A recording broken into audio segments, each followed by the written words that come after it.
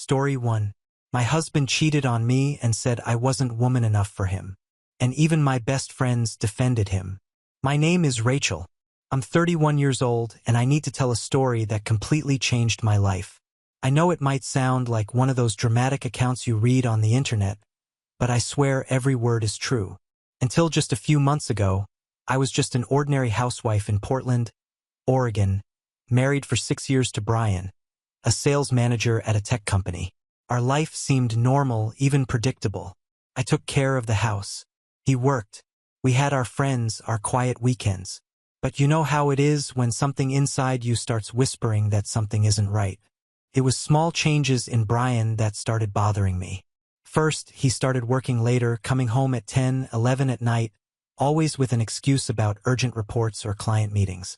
Then came the new cologne, an Armani I'd never seen before, quite different from what he'd always worn, and the clothes. Suddenly, my husband, who had always been relaxed about dressing, started wearing impeccable dress shirts and pants that looked like they'd come straight from the store. The phone was what caught my attention most. Brian had always been one of those who left his phone anywhere, but now he was always with the device in hand, always face down, always on silent. When I asked who was texting, he'd respond with a dry work and change the subject. Sometimes I'd catch him smiling at the screen in a way that he hadn't smiled at me in a long time. I tried to convince myself I was being paranoid. After all, 6 years of marriage, we'd built a life together. We bought our house in Hawthorne, had plans to have children next year. But that feeling in my stomach wouldn't go away. It was like I was living with a stranger who wore my husband's face. One Thursday afternoon, everything changed. I was organizing the office when our shared iPad beeped with a new message. It wasn't my intention to snoop. I swear it wasn't. But the notification appeared right on the screen. It was a message from someone called M saying, "Can't wait for our weekend getaway." She still doesn't suspect anything. My world collapsed at that moment. My hands were shaking so much I almost dropped the iPad. I read the message about 5 times before I could process what I was seeing. That was me. Our getaway, that was betrayal. And, I already had my suspicions about who that could be. When Brian came home that night, I was sitting in the living room, the iPad on the coffee table, open to exactly the conversation I'd found. He walked through the door, still with that smile I no longer recognized until he saw my face. The smile disappeared instantly. "Rachel, I can explain." "Explain what, Brian?" My voice came out calmer than I expected. "Explain who M is? Explain the getaway? Or explain why your wife is treated as she in your conversations?" He sighed, ran his hand through his hair, a gesture I knew well that he always did when he was nervous. But this time, instead of nervousness, I saw something different. Relief, as if he could finally stop pretending. "It's Melissa," he said, throwing himself into the armchair as if that conversation were an inconvenience. "Melissa from the company. And yes, we're seeing each other." The coldness in his voice shocked me more than the confession itself. There was no guilt, no remorse, just a man tired of maintaining a charade. "How long?" I asked, still trying to maintain composure. 6 months, he replied, as if he were talking about the weather. "Look, Rachel, I didn't want you to find out like this, but maybe it's better. We both know this hasn't been working for a long time. 6 months. Half a year of my life living a lie." I remembered Melissa, his new supervisor. A 34-year-old woman recently divorced, always impeccably dressed at company events. She was everything I wasn't. Successful, independent, sophisticated, and apparently also a home wrecker. "Why, Brian?" was all I could ask. And then came the blow that destroyed me more than the betrayal itself. He looked me in the eyes and said with a cruelty I never imagined he possessed, "Because I needed a real woman, Rachel, not an insecure, unambitious housewife. Melissa challenges me, inspires me. She has goals, has her own life. You only exist in relation to me, and that's suffocating." Those words hit me like a punch to the stomach. I'd always thought that taking care of our home, supporting his dreams, always being there for him was what a marriage should be. But there, in that moment, I realized that to him, I wasn't a partner. I was just a shadow, a convenience. The silence that followed was deafening. I could hear the tick-tock of the wall clock, the hum of the refrigerator in the kitchen, the distant noise of traffic outside. But inside me, everything was completely silent, as if my soul had left my body to protect itself from the pain. "You're right," I said finally, getting up from the armchair. "This hasn't been working for a long time." Brian seemed surprised by my calm. I think he expected tears. Please, maybe even a fight, but I wasn't going to give him that satisfaction. That night, I called my sister Lisa, who lives across town. She came to pick me up without asking questions, and I left the house that had been mine for 5 years, carrying only a suitcase with the essentials. I left Brian there with his new life and his real woman. But this is just the first part of the story, because what I didn't know at that moment was that my husband's betrayal would be just the beginning, and that the people I trusted most in the world were about to give me an even crueler lesson about who we really were to each other. The next day, I decided to call my best friends, Lauren and Nicole. The three of us had been inseparable since college. I was maid of honor at Lauren's wedding, and Nicole was my confidant in everything. If anyone could help me get through this, it would be them. I arranged to meet them at our favorite cafe, the Blue Star, in downtown Portland.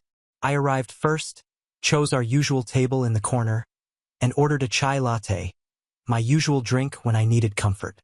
When they arrived, I could see in their faces that something was different. It wasn't worry or compassion. It was discomfort. "Hi, Rachel." Lauren greeted me, but not with her usual warm hug. Nicole gave me a distant wave and sat across the table, as if she wanted to keep her distance. "Girls, you can't imagine what I went through yesterday," I began, hoping to find in them the support I so desperately needed. Brian was cheating on me for 6 months with Melissa from his company. What I expected was shock, indignation, words of support. What I received was a look between them. One of those looks that say more than 1,000 words. "Rachel," Nicole said, nervously stirring her coffee cup. We know." The world stopped again. "You know?" "No, since when?" "Since the beginning," Lauren replied. And for the first time in 15 years of friendship, she couldn't look me in the eyes. I saw them together at the Italian restaurant near his company. That was in October. 5 months ago. They'd known for 5 months and hadn't told me anything. I felt like I'd taken a second blow, maybe even worse than the first. "And you decided what?" "To leave me in ignorance." My voice started to tremble, the composure I'd maintained until then beginning to crack. "It wasn't our place," Nicole said, but her voice sounded false even to her. "We didn't want to get involved in your marriage." "Get involved?" I almost screamed, making other people in the cafe look at our table. "You're my best friends. I would have told you." That's when Lauren dropped the bomb that completely destroyed me. "Look, Rachel, maybe it's better this way." Brian, he didn't seem happy for a long time. "And Melissa, she's incredible. She has a brilliant career, is independent, sophisticated. Maybe he really deserves someone who can keep up with his pace." I couldn't believe what I was hearing. My best friend, the woman I considered a sister, was defending my cheating husband. "He deserves someone better," I repeated, incredulous. "Are you serious?" "It's not that you're not a good person." Nicole tried to soften it, but only made it worse. "It's that you both wanted different things from life. He's ambitious, wants to grow, travel, and you've always been more homely, more traditional." Traditional, homely. As if those were dirty words, character flaws. As if the fact that I'd chosen to take care of our home, support his dreams, always been present, was something lesser, something that made me less worthy of love and fidelity. "So, you think I deserve to be cheated on?" I asked, tears finally starting to fall down my face. "Think I deserved to be deceived for months?" "That's not it," Lauren said, but her voice lacked conviction. "It's that maybe you two are better as friends. Brian always said you were more like a sister than a wife." That was the end, not just of our meeting, but of 15 years of friendship. I got up from the table, grabbed my purse, and looked at the two women I thought knew me better than anyone. You're both pathetic, I said, and for the first time in that conversation, my voice was firm. Congratulations for choosing the side of the man who destroyed a marriage instead of the friend who was always on your side. I left the cafe without looking back. At that moment, I didn't just have a cheating husband. I had lost the three most important people in my life all at once. But what I didn't know was that this was just the beginning. Because Brian, Lauren, and Nicole weren't going to be satisfied with just breaking me. They wanted to destroy me completely. And in the next few days, I would discover just how far people can go when they want to justify their own bad actions. When I returned to my sister Lisa's house that afternoon, I was devastated. It wasn't just the pain of betrayal or the loss of friendships. It was the feeling that I had lived an entire life based on lies. That the people I loved most in the world had never seen me as I really was. Lisa found me crying in the guest room that had become my temporary refuge. My sister had always been my opposite. Where I was conciliatory, she was direct. Where I avoided conflicts, she faced them head-on. But at that moment, she simply sat beside me on the bed and hugged me. "Tell me everything," she said. And I told her about Brian, about Melissa, about Lauren and Nicole, about how I was questioning every choice I'd made in recent years. Every moment when I'd prioritized others' happiness over my own. "You know what makes me angriest?" I said to her. "It's not even the fact that he cheated on me. It's the way he talked to me as if I were less. As if all these years when I supported his dreams, took care of the house, made his life my priority were nothing." Lisa was silent for a moment before responding. "Rachel, you want to know what I think? I think you're stronger than any of them imagine, including yourself." At that moment, I couldn't see any strength in me. I felt like a ghost of the person I used to be. But Lisa's words planted a seed that, without my knowing, would start to grow in the coming days. The following Monday, I decided I needed to go back to work. I was an administrative assistant at a veterinary clinic, a job I loved, even if it wasn't exactly what one might call ambitious. I needed normality, routine, something to remind me of who I was besides being Brian's ex-wife. But when I arrived at work, I realized the news had spread. Conversations stopped when I passed. Pitying looks followed me through the hallways. I imagined that Lauren or Nicole had told someone, and the gossip had spread, as it usually does in small towns. It was during lunch that I discovered the truth. My colleague Jessica approached me with a worried expression. "Rachel, did you see Brian's Facebook?" she asked hesitantly. I hadn't seen it. Actually, I deleted all my social media in recent days, trying to protect myself from anything that might hurt me even more. But the expression on Jessica's face told me I needed to see it. She showed me her phone, and there it was, a long post from Brian published on Sunday that basically painted our separation as if it were my fault. He talked about how he'd tried to save the marriage, but that I was controlling and emotionally unstable. He said I suffocated him and that he'd found happiness again with someone who understood him. The post had dozens of likes and comments, most from people I knew, and the comments were devastating. People I considered friends were agreeing with him, talking about how I'd always seemed clingy and how Brian deserved to be happy. I felt physically sick. It wasn't just the public humiliation. It was the realization that Brian had managed to control the narrative of our separation, turning me into the villain of the story while he was the misunderstood hero. But the worst was yet to come because when I got home that night, I found Lisa waiting for me with an expression I'd never seen on her face. It was a mixture of anger and something that looked like planning. "We need to talk," she said, pulling me into the kitchen, "because I just found out some things about your dear ex-husband and his new girlfriend that you need to know." I sat at the kitchen table, prepared for another devastating revelation. But what Lisa told me that night would change everything. She'd received a call from a former coworker, someone who worked at the same company as Brian. "What Brian and Melissa did to you isn't new," Lisa said, her eyes shining with a rage I rarely saw in her. "They've done this before, at least twice that this person knows of." Apparently, Melissa had a pattern. She targeted married men in the company, especially those in positions that could benefit her career. And Brian? Well, Brian wasn't exactly the victim of love he painted himself as on social media. "There's more," Lisa continued. This person wants to talk to you. Said she has information that could help you. But Rachel, she held my hand. She also said you need to be careful, that the situation might be more dangerous than it seems. Dangerous. That word echoed in my mind. Until then, I'd thought of the situation as painful, humiliating, devastating, but dangerous. What else was beneath that seemingly simple betrayal? She wants to meet you tomorrow, Lisa said. Public place during lunch. Said her name is Amanda, and that she has something very important to tell you. I stayed awake all night thinking.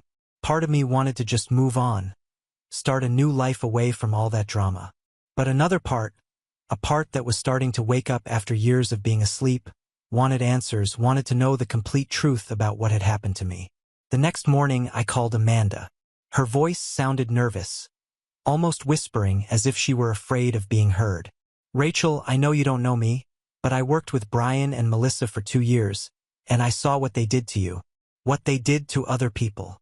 Other people? I asked. Meet me today at Pearl District Cafe at noon. There are things you need to know. But Rachel, she paused, be careful who you trust. This situation goes far beyond a simple marital betrayal. When I hung up, I felt something I hadn't felt in a long time. Curiosity. It wasn't just about what Amanda had to tell me. It was about myself, about who I could be when I stopped seeing myself through others' eyes. While getting ready for the meeting, I looked in the mirror and saw not the insecure and unambitious woman Brian had described, but someone who was starting to awaken. Someone who maybe, just maybe, was much stronger than anyone imagined. The walk to Pearl District Cafe was different from any I'd ever taken. Each step seemed to take me not just to a meeting with a stranger, but toward a version of myself I didn't know. For the first time in months, I wasn't running from something. I was walking toward answers. Amanda was waiting for me at a table in the back of the cafe, and I recognized her immediately. She was one of the few people from Brian's company who had always been kind to me at social events. A woman in her 40s, brown hair tied in a bun, discreet framed glasses. She looked nervous, constantly glancing at the door. Rachel! She stood up when she saw me. Thank you for coming. I know this must be strange for you. We sat down and she ordered a black coffee, her hands trembling slightly. I ordered my usual chai latte, trying to maintain some normality in a situation that was becoming increasingly surreal. Amanda, what do you have to tell me? I asked directly. She took a deep breath and began. What happened to you wasn't an accident, Rachel. It was calculated. Melissa has a pattern, a method.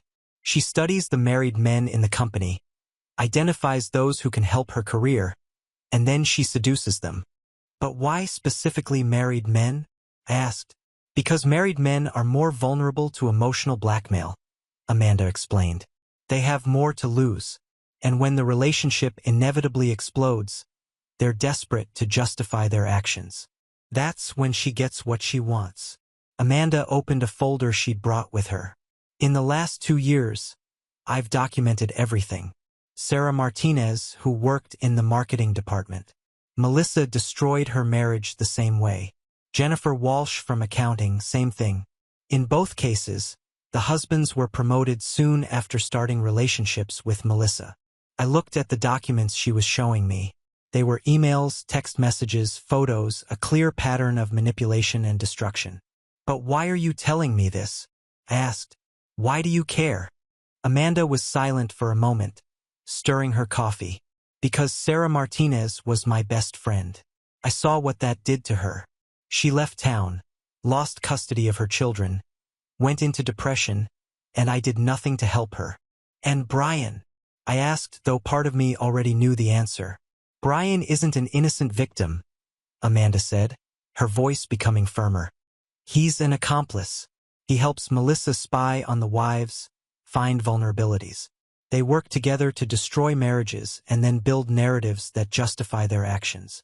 I felt anger growing inside me, but it was different from the desperate pain I'd felt in recent days. It was a cold, calculated anger. There's more, Amanda continued. The company isn't just their playground. The director's husband, Patricia Williams, is involved. There are suspicions he receives bribes to turn a blind eye to Melissa's behavior. And if that's true, I completed, it's a crime. Exactly. And Rachel, I think you could be the key to exposing all of this. But you need to be careful. These people are dangerous when they feel cornered. When I left the cafe that afternoon, I was no longer the same person who had entered. I had information. I had evidence. And for the first time in a long time, I had a purpose. It wasn't about revenge. It was about justice. It was about preventing other women from going through what I had gone through. But first, I needed a plan and I needed allies. Because if Amanda was right about the danger, I couldn't do this alone. That night, I called my sister Lisa and told her everything. She was silent for a long moment before responding. Rachel, are you sure you want to get involved in this? You could just move on. Start over somewhere else. I could, I said. But then other women will suffer what I suffered, and I can't live with that. So, what do you want to do? For the first time in weeks, I smiled. I want them to destroy themselves, and I think I know exactly how to make that happen.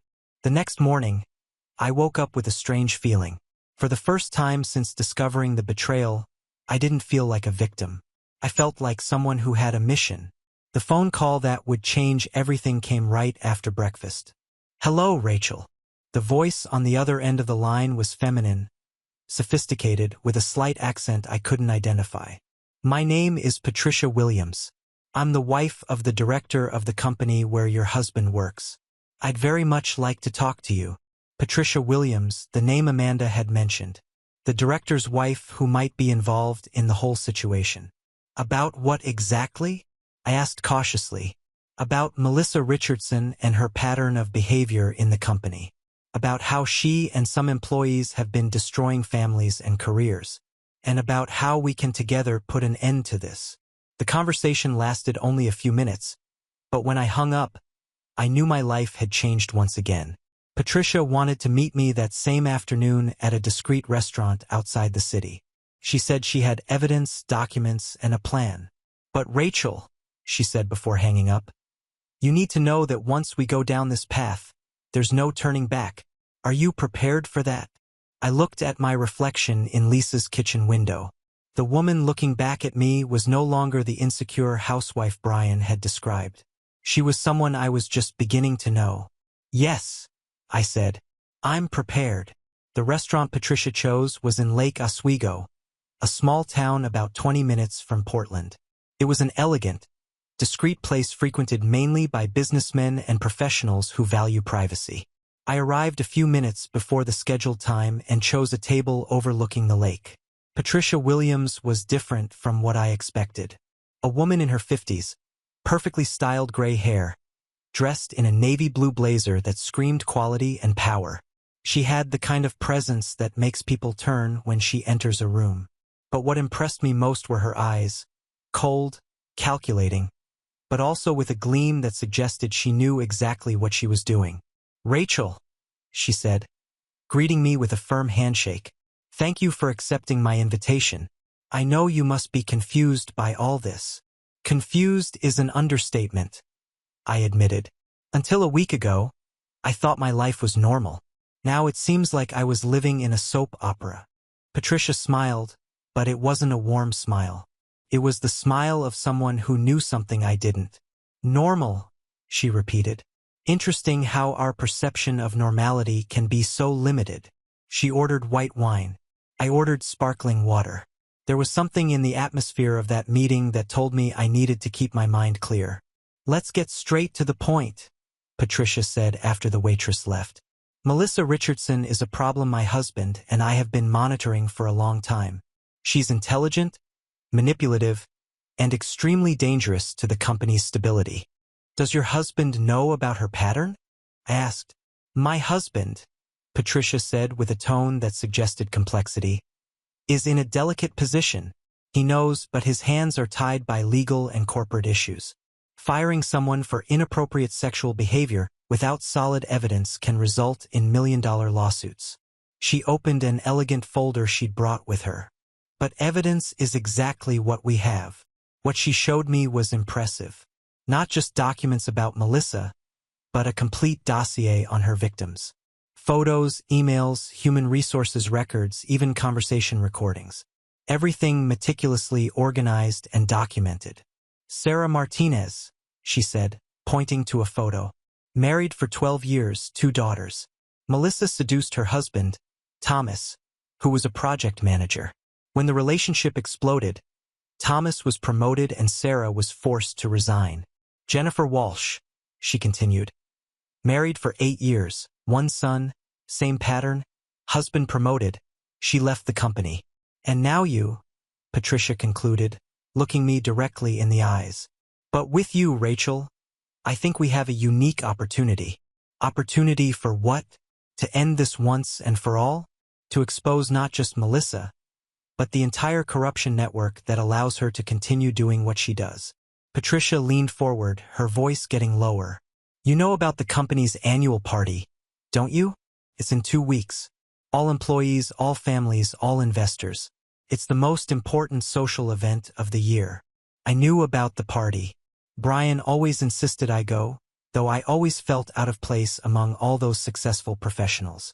What do you have in mind? I asked. I have in mind, Patricia said. A revelation that will change everything. But I need your help. I need you to attend the party as my personal guest. I don't understand. You will soon, Patricia said with that mysterious smile. But first, I need you to trust me, and I need you to be prepared to see your ex-husband and Melissa exposed in the most public way possible. Patricia's proposal was audacious, but there was something about her that inspired confidence. Maybe it was the meticulous way she had documented everything. Or maybe it was simply the fact that for the first time in weeks, someone was offering me a chance to act instead of just react. What exactly do you want me to do? I asked. Nothing, she replied, and I must have looked confused because she laughed. Literally nothing. You just need to show up at the party beautiful and confident as my guest. The rest, well, the rest will unfold naturally. When I left that restaurant, I was with a mixture of excitement and nervousness. Patricia had given me a card with a phone number and instructions to meet someone called Marcus the next day. He would be responsible for preparing me for the party. Preparing for what? I had asked. To be the woman you really are, she replied. The woman your ex-husband was never able to see. The next morning, I was at the most elegant beauty salon in Portland being attended to by Marcus, a man in his 40s who seemed to have stepped out of a fashion magazine. He was a stylist, hairdresser, and apparently a wizard of personal transformation. Darling, he said, studying my face and hair. You have a classic beauty that's being completely wasted. Let's change that. The next 4 hours were a transformative experience. Haircut, coloring, facial treatment, manicure, pedicure. Marcus worked on me as if I were a work of art that needed to be restored. Now, he said, taking me to a boutique downtown, let's find the perfect dress. The dress he chose was navy blue, elegant, but not ostentatious, that enhanced my figure in a way I'd never experienced. When I looked at myself in the mirror, I barely recognized myself. Perfect, Marcus said, adjusting a clip in my hair. You're ready to reclaim your life. In the days that followed, I felt like I was on an emotional roller coaster. Part of me was excited about the possibility of finally having control over the situation, but another part was terrified of what might happen. That's when Brian decided to make his final move. On Thursday before the party, I was at work when I received a call from Lisa. Her voice sounded tense, almost panicked. Rachel, you need to come home now. Brian is here and he brought documents. When I arrived at Lisa's house, I found Brian sitting in the living room with an open folder on the coffee table. He looked different, thinner, deep, dark circles. The arrogant confidence I'd seen on the night of discovery replaced by something that looked like desperation. Rachel, he said when he saw me, we need to talk. We have nothing to talk about, I replied, but Lisa signaled for me to listen. I made a mistake, Brian continued. A terrible mistake. Melissa, she's not who I thought she was. I almost laughed. Now you discover she's blackmailing other men in the company, he said, his voice trembling. She has photos, recordings, evidence of extramarital affairs, and she's using this to get promotions, privileged information, money. And you're telling me this why? Brian looked at me with an expression I'd never seen before. It was fear. Because she has evidence against me, too. Things that could destroy me professionally. And she said, the only way I can get out of this is if I get evidence against you. Evidence against me? I asked, incredulous. Evidence of what? Anything, he said, running his hand through his hair.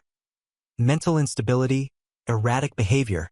Anything she can use to discredit you in case you try to expose her. That's when I understood. Melissa wasn't just a homewrecker. She was a professional manipulator who had built a blackmail network within the company.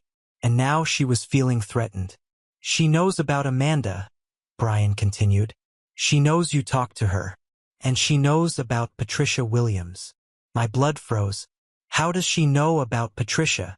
Because she has spies throughout the company, Brian said. Assistants, secretaries, cleaning staff. She knows everything that happens. I looked at the documents he had brought. They were photocopies of emails, text messages, medical reports. Melissa had built a dossier on me, documenting every aspect of my life that could be used against me. She wants me to sign this, Brian said, pushing a document toward me. It's a sworn statement saying you're emotionally unstable, that our marriage ended because of your erratic behavior. And are you going to sign it? I asked. Brian was silent for a long moment. I don't know. She said if I don't sign, she'll release photos of both of us that could end my career. I understood everything at that moment. Brian hadn't come back to me out of love or remorse.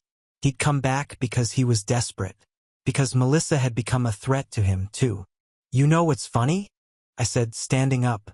You came here thinking I'd be desperate, that I'd beg you not to sign those papers. But you know what I feel? Relief. Relief. Brian seemed confused. Relief to finally see who you really are. Relief to know I didn't lose a man of character. I lost a coward who would rather destroy his ex-wife than face the consequences of his own choices. I took the documents and threw them back at him. Sign whatever you want, Brian. Do whatever Melissa tells you. Because when all this is over, you'll discover you chose the wrong side. When Brian left the house, I immediately called Patricia. She answered on the first ring as if she were expecting my call. She knows, I said without preamble. Melissa knows about our plan. I know, Patricia replied calmly. Actually, I was counting on it. What do you mean, Rachel? Dear, did you really think someone like Melissa got where she is without being extremely careful? Of course she has spies. Of course she knows about our movements. This is part of the plan. I was confused. I don't understand. You'll understand at the party, Patricia said. Trust me, everything is going exactly as it should. On the night of the party, I was more nervous than I'd ever been in my life. The event was at Portland's most elegant hotel, a ballroom with crystal chandeliers and a view of the river. I arrived as agreed, as Patricia Williams's guest. When I entered the ballroom, I could feel the stares. They weren't the pitying looks I'd received in recent weeks, but something different. Admiration, maybe, or curiosity about who was that elegant woman who had arrived with the director's wife. Patricia found me at the entrance, stunning in a black dress. You look perfect, she said, offering me her arm. Ready for the show? As we walked through the ballroom, I saw Brian across the room. He was with Melissa, who wore a red dress that seemed to have cost more than my car. When our eyes met, I saw shock in his. He clearly didn't expect to see me there, much less looking that way. Now, Patricia whispered in my ear, just watch. What happened next was like watching a movie. Patricia took me to meet various people, investors, executives, employees, wives. Each introduction was carefully orchestrated. Each conversation had a purpose I was just beginning to understand. This is Rachel, Patricia would say, an incredible woman who recently freed herself from a toxic relationship. She has a fascinating story about corporate manipulation that you need to hear. And then, without me realizing how I was telling my story, not as a victim, but as a survivor, people listened, asked questions, showed genuine indignation at what had happened to me. It was during one of these conversations that I saw Amanda approaching. She was nervous but determined. "Excuse me for interrupting," she said, "but I think it's time." Amanda went to the small stage where speeches were normally made.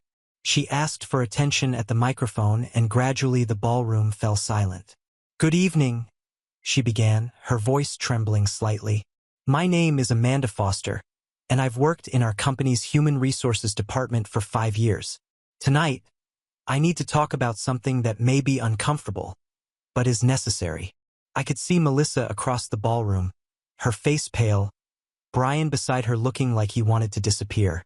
"In the last 2 years," Amanda continued, "I've documented a pattern of behavior that goes against everything our company represents. A pattern of manipulation, blackmail, and family destruction." She began projecting documents on the screen behind her. Emails, text messages, photos, everything she had shown me and much more. "Melissa Richardson," she said, and I could see Melissa trying to move toward the exit, but being blocked by security, developed a sexual blackmail system within our company. She seduces married men, documents the relationships, and then uses this information to get promotions, privileged information, and money. The ballroom was in complete silence. You could hear a pin drop. Sarah Martinez, Jennifer Walsh, and most recently Rachel Coleman, Amanda continued, were victims of this system. Their families were destroyed not by chance, but by a calculated plan. That's when Patricia took the stage. "Thank you, Amanda. And now I'd like to present some additional evidence we obtained in recent weeks."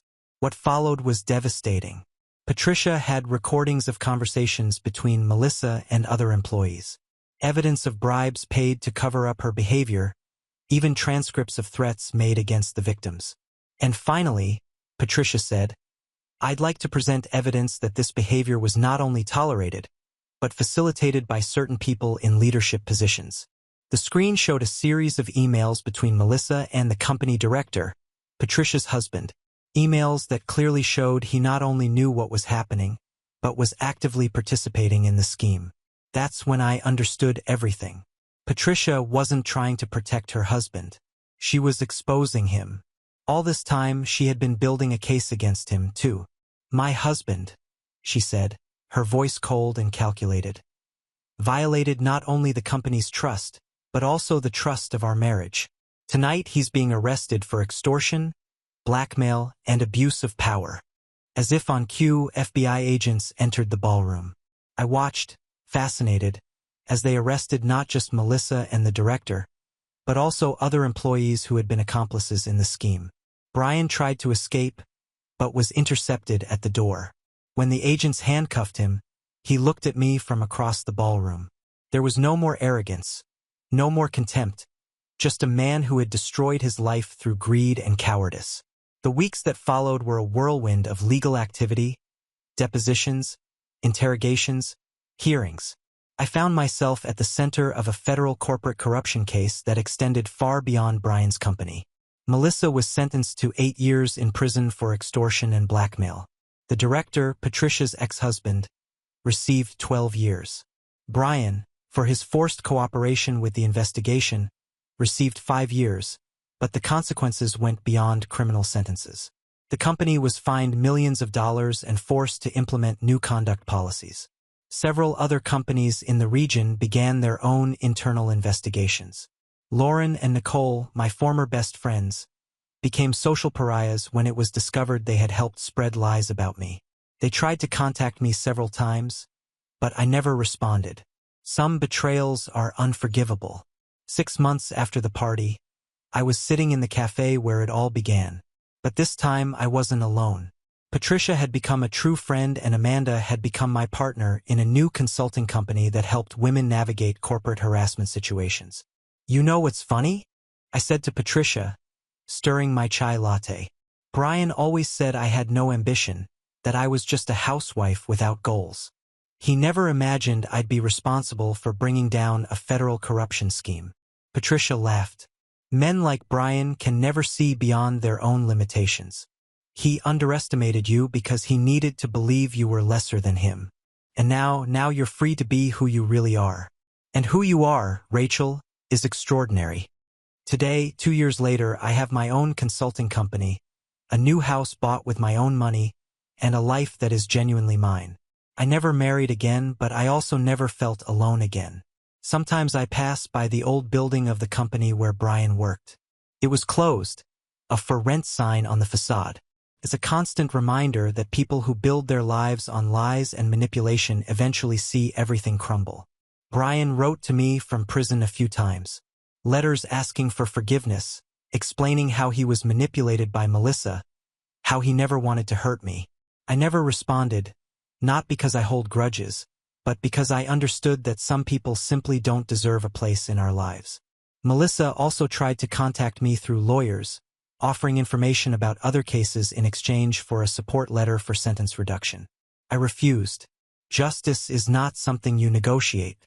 Lauren and Nicole left town. I heard they moved to Seattle where no one knows their story. I hope they learned something from all this, but honestly, it's no longer my problem. The consulting company Patricia and I founded is called Phoenix Rising, and we help women in situations similar to mine. We don't offer revenge. We offer empowerment. We teach women to document evidence, recognize manipulation patterns, rebuild their lives after betrayals. Amanda continues working with us now as our corporate investigation specialist. She became one of the most important people in my life. Proof that sometimes the best friends are those who appear when you need them most. Patricia officially divorced her ex-husband and moved to an elegant house on the Oregon coast. She's writing a book about her experience and I'm helping with the research. We discovered we were more alike than we imagined. Two women who were underestimated by men who thought they knew us. As for my sister Lisa, she continues being my rock. She always says she was proud of how I handled the whole situation. But the truth is I couldn't have done anything without her support.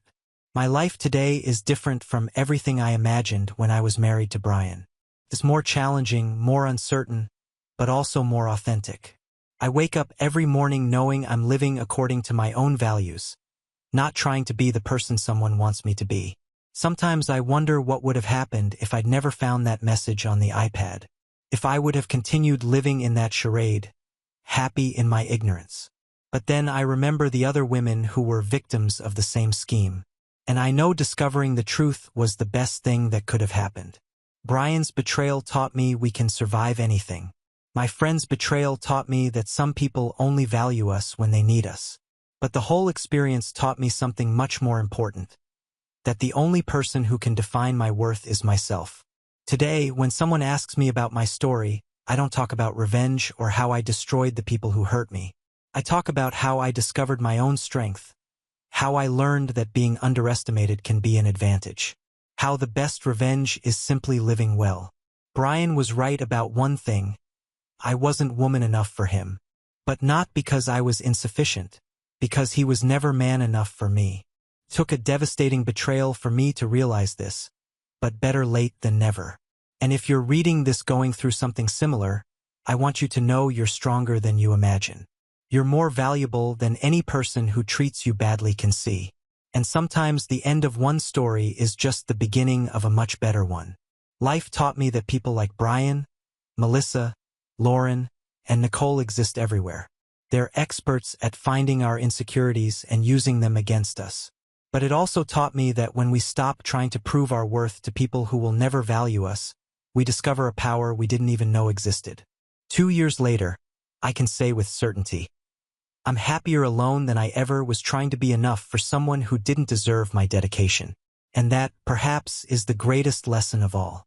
Today, when I look back, I don't feel anger or sadness. I feel gratitude because that betrayal freed me from a life that was never really mine. And it gave me the chance to build a life that is genuinely, completely mine. Now on to the next story. Story 2. My daughter ran away with her stepfather, who is my husband, and now she's back home pregnant, asking for my help. There are things you only understand when it's already too late. And even then, sometimes we pretend not to get it, because accepting the truth hurts more than clinging to a comforting lie. I became a mother at 18, not because I was careless, but because I fell in love like a teenager, even though I was already an adult. Camila's father was one of those quick, intense, and disastrous romances. When I told him I was pregnant, he stayed silent for a moment and then said, "That's your problem." And just like that, he vanished. It's funny how a single sentence can change the entire course of your life. I never asked for child support. I never went after him. At the time, I thought having the moral high ground meant nothing if he didn't want to be a father. I chose to handle it on my own. I worked like crazy, 3 shifts sometimes. Store clerk, cleaning houses, weekend waitress. Camila never went hungry, but I wasn't there as much as I should have been. I get home so exhausted that I'd fall asleep sitting on the couch while she watched cartoons. When she was little, Camila used to ask about her father a lot. She saw her classmates at school with their dads and would say, "Why don't I have one?" And I'd force a smile and say, "Because you have me and I'm 2 in 1. But no child truly understands that kind of answer. Eventually, she stopped asking. She closed off. Camila grew up beautiful, serious, very observant. She was quiet, but extremely smart. From a young age, she learned to be self-sufficient. She always struggled to show affection. Sometimes it felt like I overwhelmed her with my attempts to make up for lost time. Our relationship was intense. I was both mom and dad, but I always felt there was a part of her I could never reach. Her teenage years were a battlefield. We fought almost daily. She thought I treated her like a child. I thought she was trying to grow up too fast. And the truth? I saw the same hunger for freedom in her that I had at 18. But with one difference. I had been forced to grow up. She wanted to do it for the wrong reasons. When she turned 18, I felt a sense of relief. I had made it. I raised my daughter on my own, worked myself to the bone, and kept her from falling into the same traps I did. I truly believed it was finally my turn. Maybe I could go back to being a woman, not just a mother. That's when I met Fernando. I was 37, worn out, emotionally drained, and had long stopped thinking of myself as a woman. I had spent almost 2 decades living for my daughter.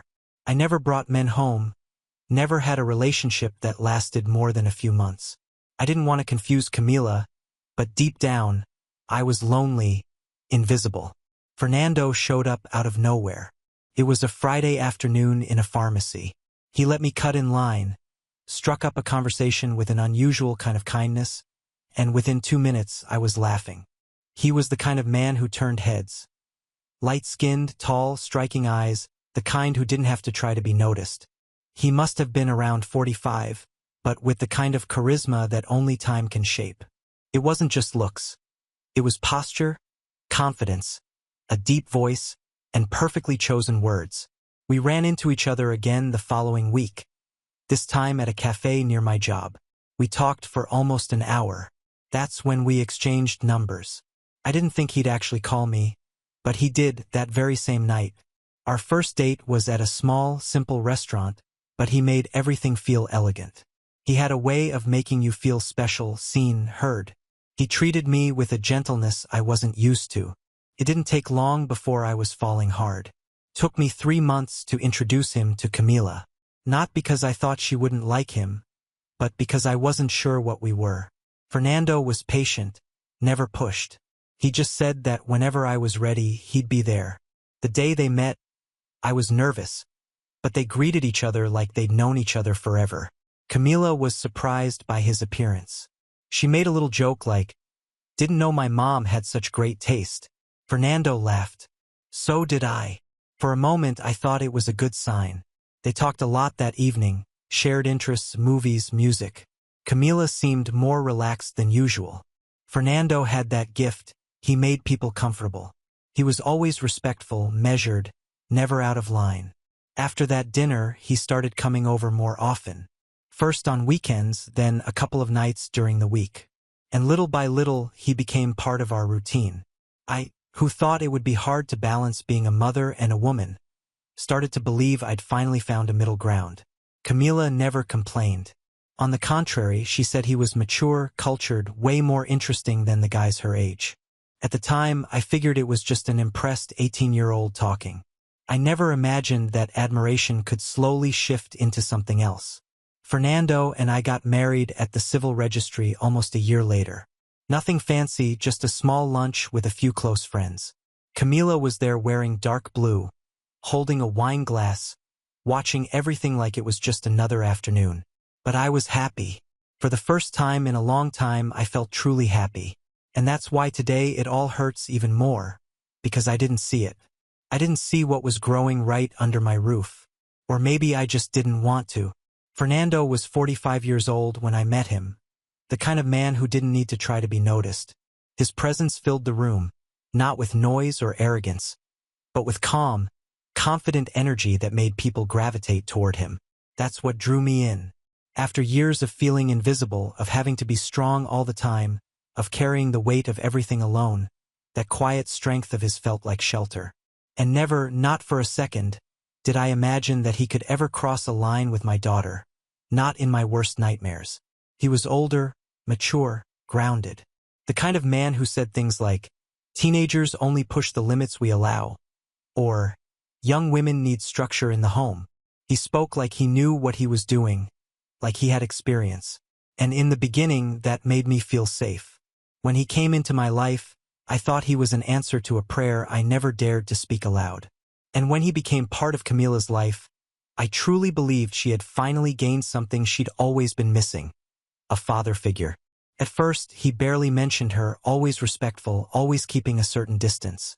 He told me our mother-daughter dynamic was ours alone, and his role was just a support from the sidelines. But slowly, that started to change. At first, it was small comments, observations.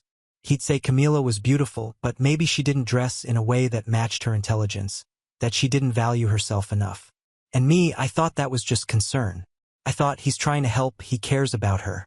I saw it as a sign that he was stepping into that role of a steady male figure, something she'd never had, something I thought she needed. But over time, the comments started to shift.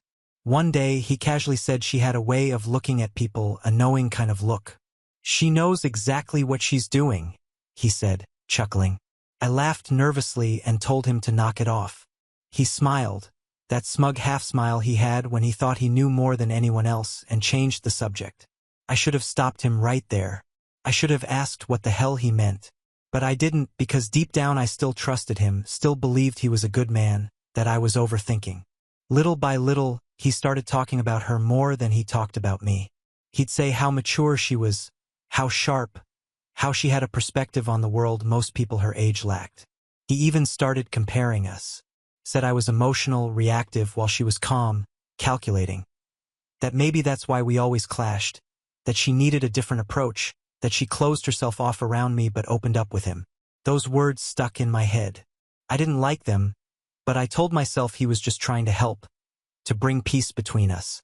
I was so used to carrying the blame for our strained relationship that I was willing to let someone else take over, even if it felt strange. He started telling me about conversations they had, things she'd said, opinions she'd shared, things I didn't even know about my own daughter. And he said them proudly, like he was her confidant, like he knew her better than I did. He spoke of her likes and dislikes, her favorite music, her fears, how she took her coffee. He knew the names of her friends, her frustrations with work, even her sleep habits. And the way he said it all, so casual, so familiar, made something inside me twist.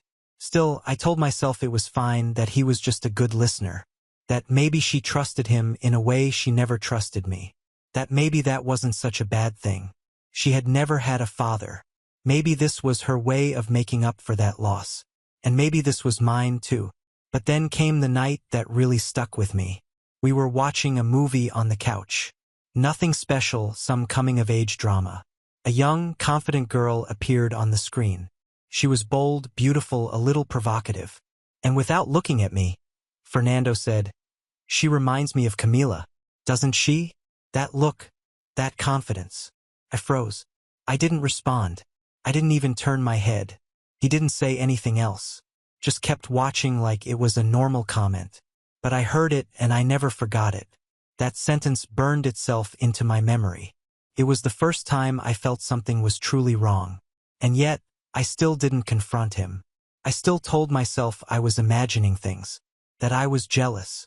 That I was afraid of losing my daughter. Afraid that she was bonding with someone who wasn't me. But it wasn't just admiration. It wasn't just concern. It was something else. Something I didn't want to name yet.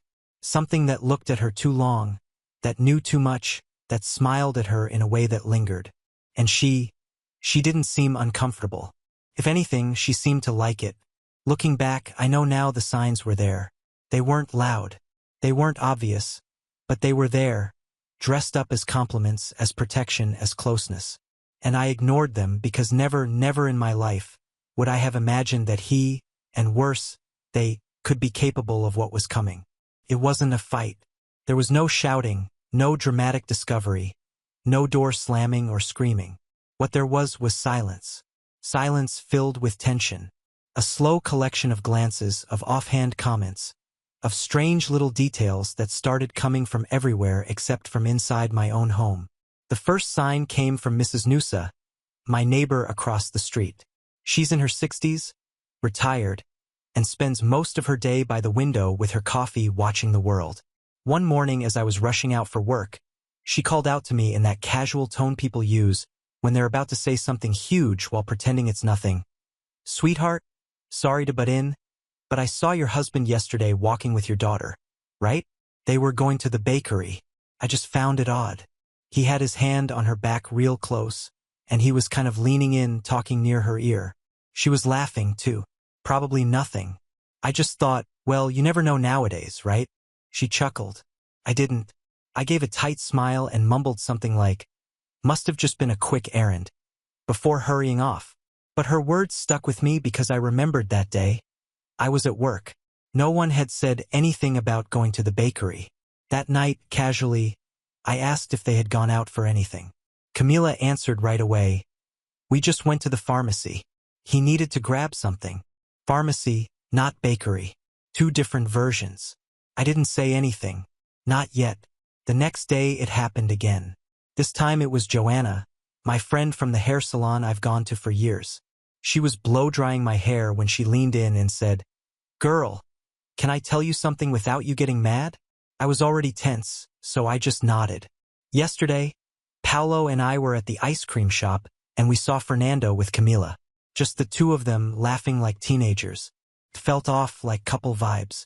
I mean, it's your daughter, right? Paolo even asked me, "Isn't that her daughter?" I didn't want to keep it to myself. I had to tell you. Ice cream shop, bakery, pharmacy. The lies were stacking up. I walked home with a knot in my stomach. During dinner, I said nothing. Camila was glued to her phone, barely touching her food. Fernando sat there calmly, eating like it was just another night. After Camila went to her room, I stayed seated at the table, my plate untouched, staring at nothing. Fernando noticed. "You okay?" he asked, not even looking at me. I took a slow breath. "Have you been going out a lot with Camila lately?" He raised an eyebrow. "What do you mean?" "I mean just the two of you. Ice cream shops, bakeries, pharmacies. People are talking, Fernando." He leaned back in his chair, gave me that smug smile, the one that always made me feel small. "So now you're listening to gossip? Really? It's not just one person. Two people in 2 days told me things that don't match what you and she said." He let out a short, dry laugh. "Oh, for God's sake. Are you serious right now? What are you trying to say? That I'm doing something wrong for spending time with your daughter? What is this? Are you jealous now of your own daughter?" "I'm not jealous. I'm trying to understand why I'm getting different stories and why you two are always off together, and I'm the last one to know." He stood up slowly, placed his glass in the sink, calm as ever. Then he turned and looked at me like I was beneath him. "You keep going down this road, and you're going to destroy whatever peace is left in this house. Don't come crying to me when it all falls apart." And he left. I sat there frozen. The sound of the glass in the sink still echoed in my ears.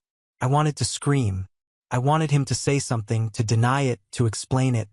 Anything. But he didn't. He did exactly what men like him do best. Flipped it around. Made me the crazy one. The paranoid wife. The insecure woman who can't handle her own imagination. And the worst part, for a moment I believed him. I hated myself for it. For doubting my instincts. For letting him make me question what I knew deep down. But when I laid in bed that night, staring at the ceiling, the air heavy and cold, I felt it. For the first time, I knew they were hiding something from me. And Fernando, he wasn't even trying to hide the fact that he no longer cared if I noticed. I tried to avoid it. I swear I did. I held it in for days. The anger, the doubt, the nausea in my chest. Pretending it was nothing, that I was just overthinking, that I was being a paranoid mother and an insecure wife. I told myself it was gossip, that people love to stir trouble where there's none, and that no decent mother would ever let those kinds of thoughts even cross her mind. But every laugh shared between them, every whisper that stopped when I entered the room, every glance that lingered a second too long, it all piled up, and something inside me kept screaming, "Ask her. Look her in the eyes and ask." That night they were in the kitchen. I heard them before I saw them. Soft laughter like a private joke. Not the kind of laughter shared between a stepfather and his stepdaughter. There was something too relaxed, too close. I stood in the hallway for a few seconds, frozen. My heart was pounding. Then I walked in. They both went quiet instantly. Camila looked down at her phone. Fernando drank from a glass of water like nothing had happened. But I saw the tension. I felt it. They weren't even trying that hard to hide it anymore. Later, when she was in her room, I knocked on her door. I didn't wait for her to answer. She was lying on her bed, headphones in, staring at the ceiling. I sat on the edge of her bed and gently pulled out one earbud. "I need to ask you something, and I want the truth." She didn't even flinch, just glanced at me with that look of boredom she always wore when I talked too much. "What is it now? Is there something going on between you and Fernando?" She blinked slowly, like I had just asked her if the sky was blue. Then she smirked. "That's a weird question. Answer me, Camila. I'm not playing games. I want to know the truth because people are noticing things. And I'm not blind."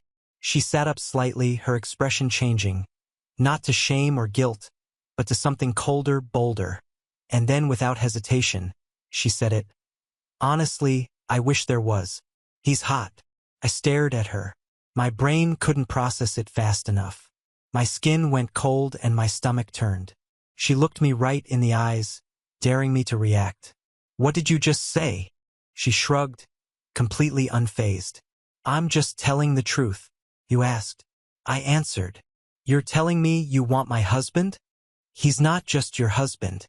He's also a man and a damn good-looking one. Don't act like you haven't noticed. He's smart, charming, confident. You think I'm blind?" I stood up so fast the bed creaked. My fists were clenched at my sides. I wanted to scream, to throw something, to slap her, but I couldn't move. My legs felt like lead. "Do you hear yourself? Do you realize how disgusting that is?" She didn't even blink. "What's disgusting is how you keep pretending everything's fine when it's obvious he's not even into you anymore. You walk around this house like a ghost. You think he doesn't see me? You think I don't feel it? He's your stepfather. He's not my blood. And I'm not a kid.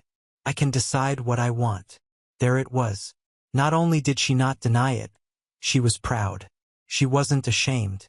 She was daring me to break. Daring me to admit I had lost control of everything. I left her room in silence. If I had stayed another second, I don't know what I would have done. I locked myself in my bedroom and broke down. I cried like I hadn't cried in years. Not just out of pain, but from the realization that this wasn't just betrayal. This was war. Cold, calculated. And it wasn't just him anymore. It was her too. Fully aware and fully involved. The next morning, I woke up with swollen eyes and a heart in pieces. I hadn't really slept, just lay there all night, staring at the ceiling, replaying everything in my head, asking myself where I went wrong. I tried to go through the motions, to act like things were normal, but everything inside me was broken. Camila stayed locked in her room. Fernando had left early, said something vague about errands, never looked me in the eyes. The house was heavy. The air felt thick. I couldn't take it anymore. I grabbed my purse and left. There was only one person I could turn to, Vanessa, my oldest friend. She was always the one who told me what I didn't want to hear, but needed to. Brutally honest, sharp, but loyal. When she opened the door and saw me, her face dropped. "What happened to you? You look like hell." I sat on her couch and broke down. The words tumbled out of me between sobs and gulps of air. I told her everything, the tension, the comments, the looks, and then, almost whispering, I said the one thing that burned more than all the rest. I think my daughter is stealing my man. And the worst part, she doesn't even deny it. She wants him. She told me. She looked me in the face and said it like it was nothing. Vanessa stared at me for a long moment. Then, without sugarcoating it, she asked, "Okay, but what about him? Because from what you're telling me, this guy's not exactly innocent either." "I know," I muttered, wiping my face. "But it's my daughter, Vane. I raised her. I gave up everything for her. And now it's like she wants to hurt me on purpose." Vanessa stood up and paced the room before sitting beside me again, gripping my hand tightly.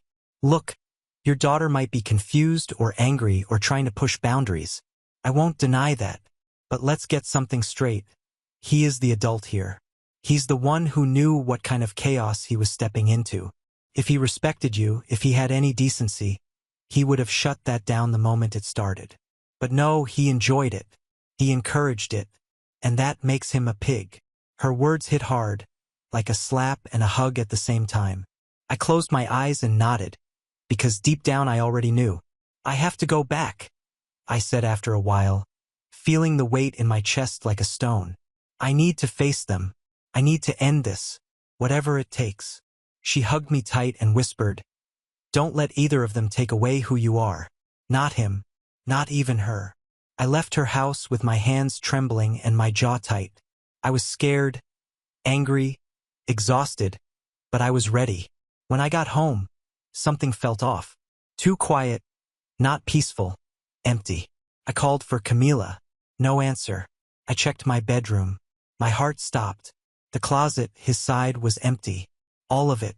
Shirts, shoes, cologne, gone. I rushed to Camila's room, hoping I was wrong, hoping maybe they were just out. But the bed was perfectly made. Too perfectly. And right in the center there, it was a folded piece of paper. My hands shook as I picked it up.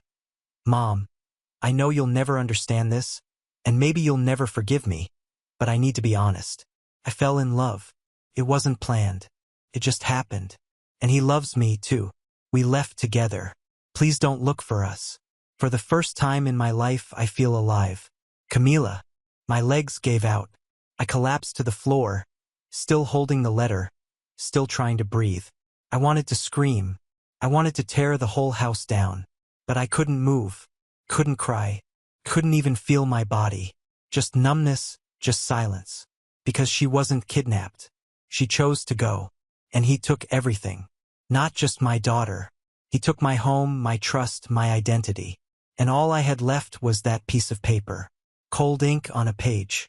And a betrayal I'd never be able to forget. I thought the note had been the final blow. I truly believed nothing could hurt more than losing my daughter to my own husband. But pain, I've learned, has layers. Just when you think you've reached the bottom, it digs deeper. And that's exactly what happened to me. 2 weeks after they left, in the middle of the night, my phone buzzed. Unknown number. I was barely sleeping those days, just drifting between memories and nightmares. I picked it up, still half asleep, expecting anything but what I saw. It was a photo. Camila, my daughter, lying in bed with him, her hair messy, her smile soft, her head resting on his bare chest. Fernando had his arm wrapped around her waist, and he was smiling, too.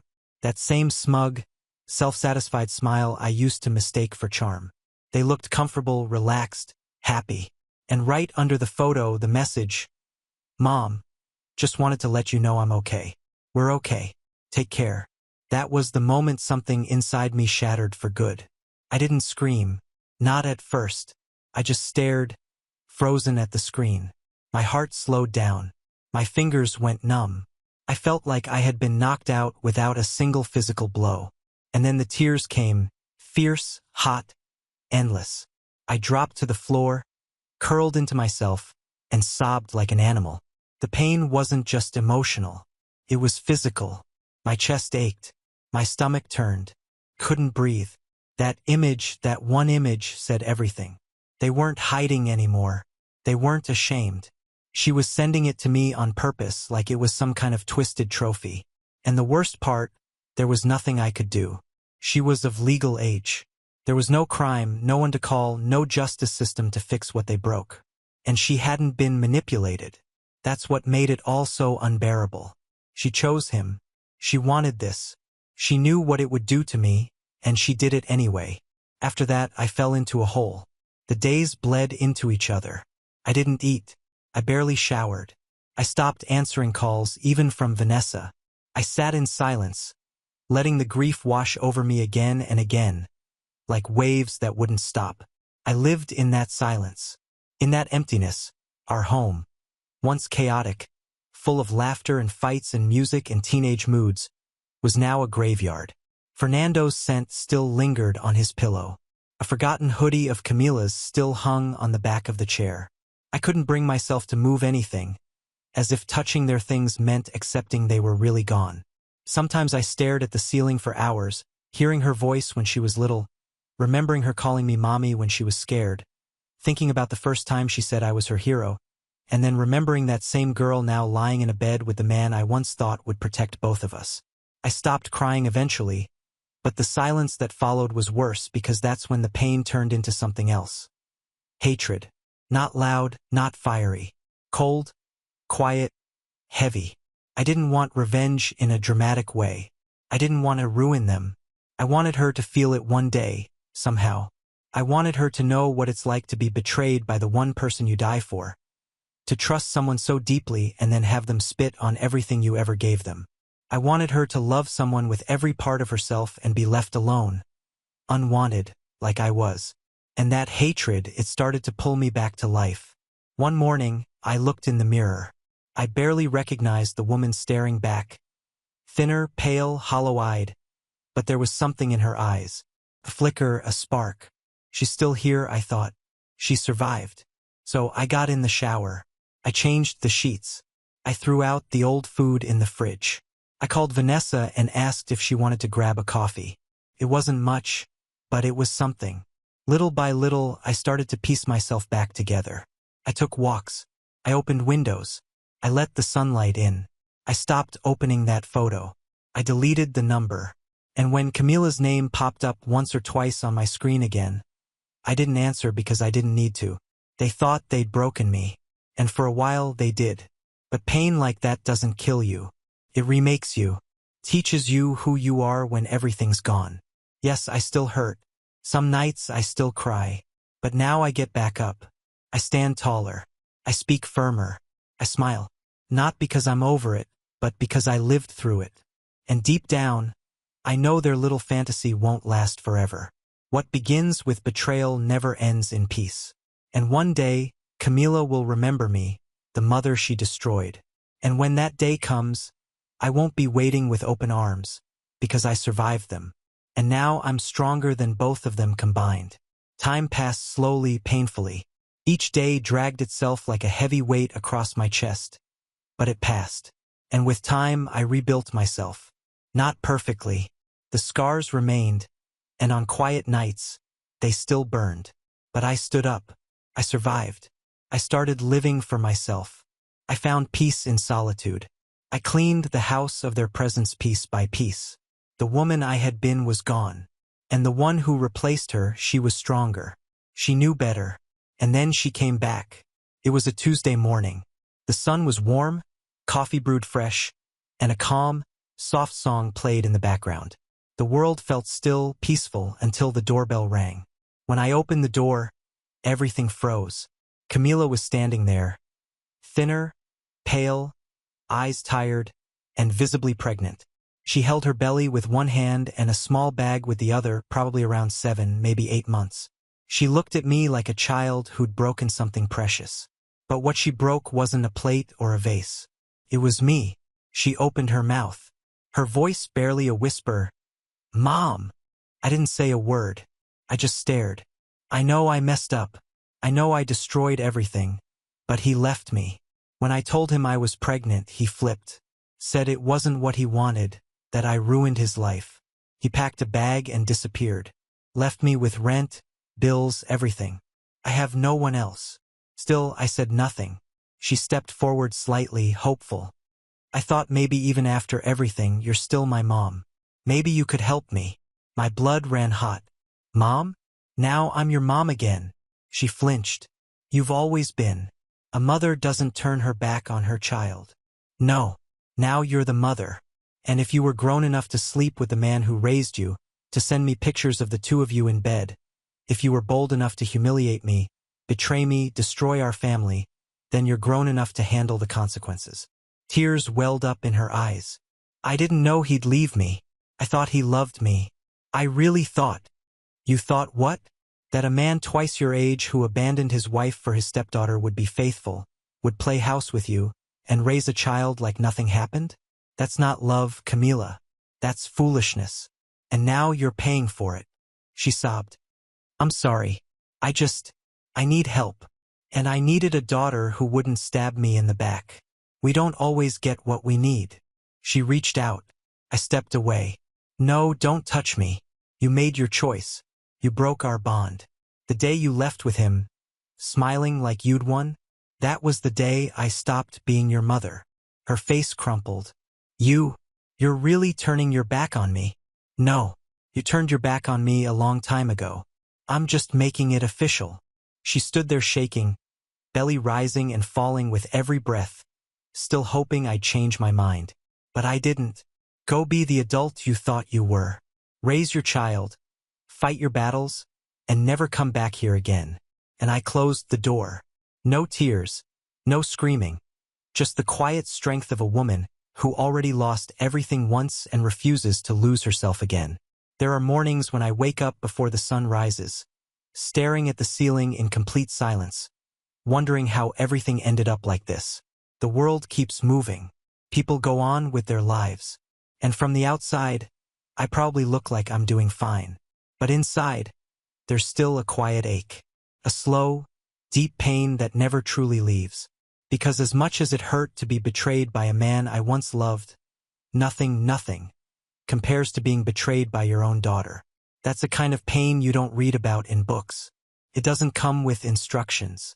It doesn't heal with time. Not really. It lingers, changes you. It hardens parts of your soul you never knew could be touched. Because when someone like Fernando betrays you, you say, fine. Another coward. Another man who couldn't handle life like an adult.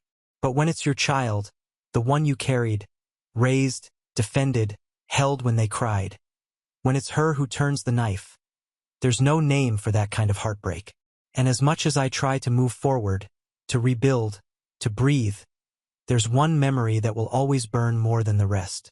The day she came back pregnant, her face was pale, tired, scared, her belly round, carrying a life. My grandchild, a part of me inside her.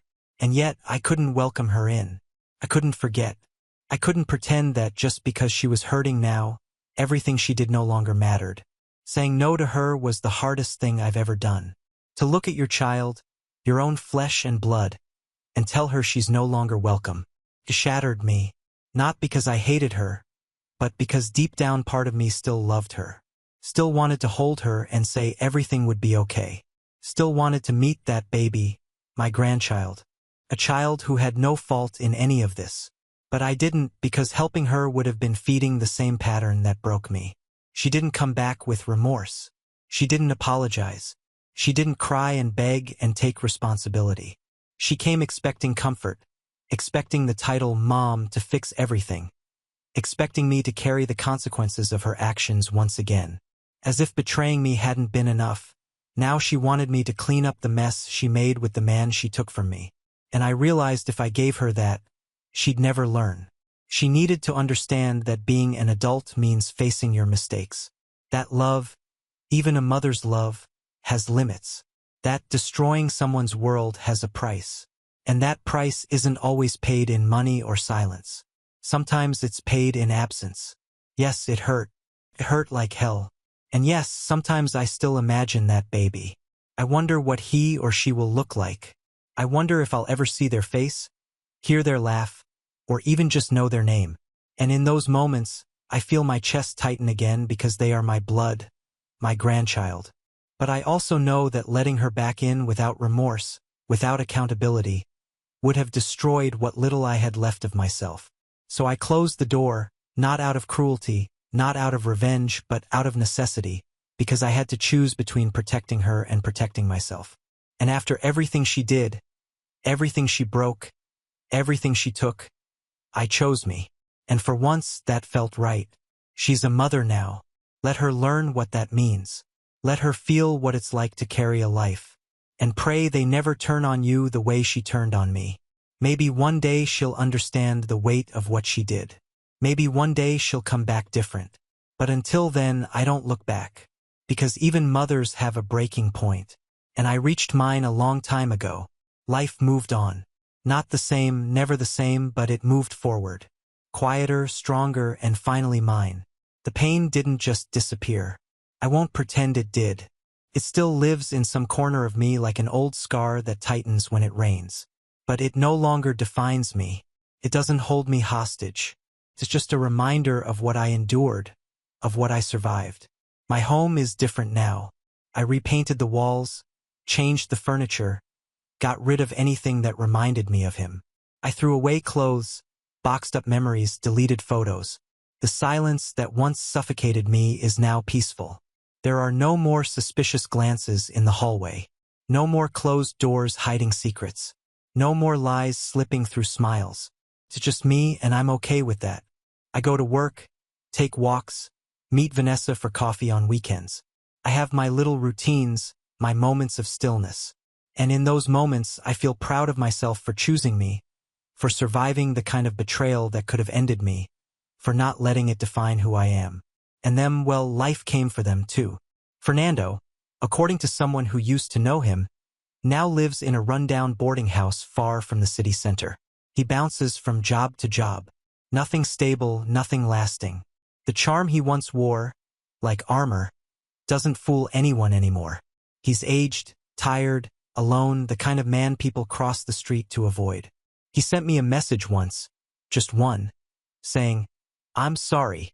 I blocked him without hesitation because there's nothing left to say. He doesn't deserve a place in my story anymore. And Camila, she's paying the price of her own choices. From what I heard through someone who used to be her friend, she's staying with a distant aunt, the same one she used to mock when she was younger. The baby was born, a boy, my grandson. And yet I've never met him, never been asked to. She's struggling, selling things online to buy diapers and formula, asking for help on social media. Fernando vanished. Not a call, not a penny. And now she knows. She knows what it feels like to be left behind by someone you trusted. To carry a life and feel like the world doesn't care. To cry and realize that no one is coming to save you. She never came back after that last time. Never reached out again. I don't know if it's because she's ashamed or because she finally understood that I wasn't going to open that door again. Or maybe she's just not ready to face the damage she caused. Because seeing me would mean facing herself. Sometimes I wonder what that baby looks like, if he has her eyes or mine. Sometimes when I pass by a young mother rocking her child, a strange ache hits me, but only for a second. Because I've learned not to cling to pain I didn't ask for. Not to mourn what doesn't want to come home. I kept going. I lost things I thought were unbreakable.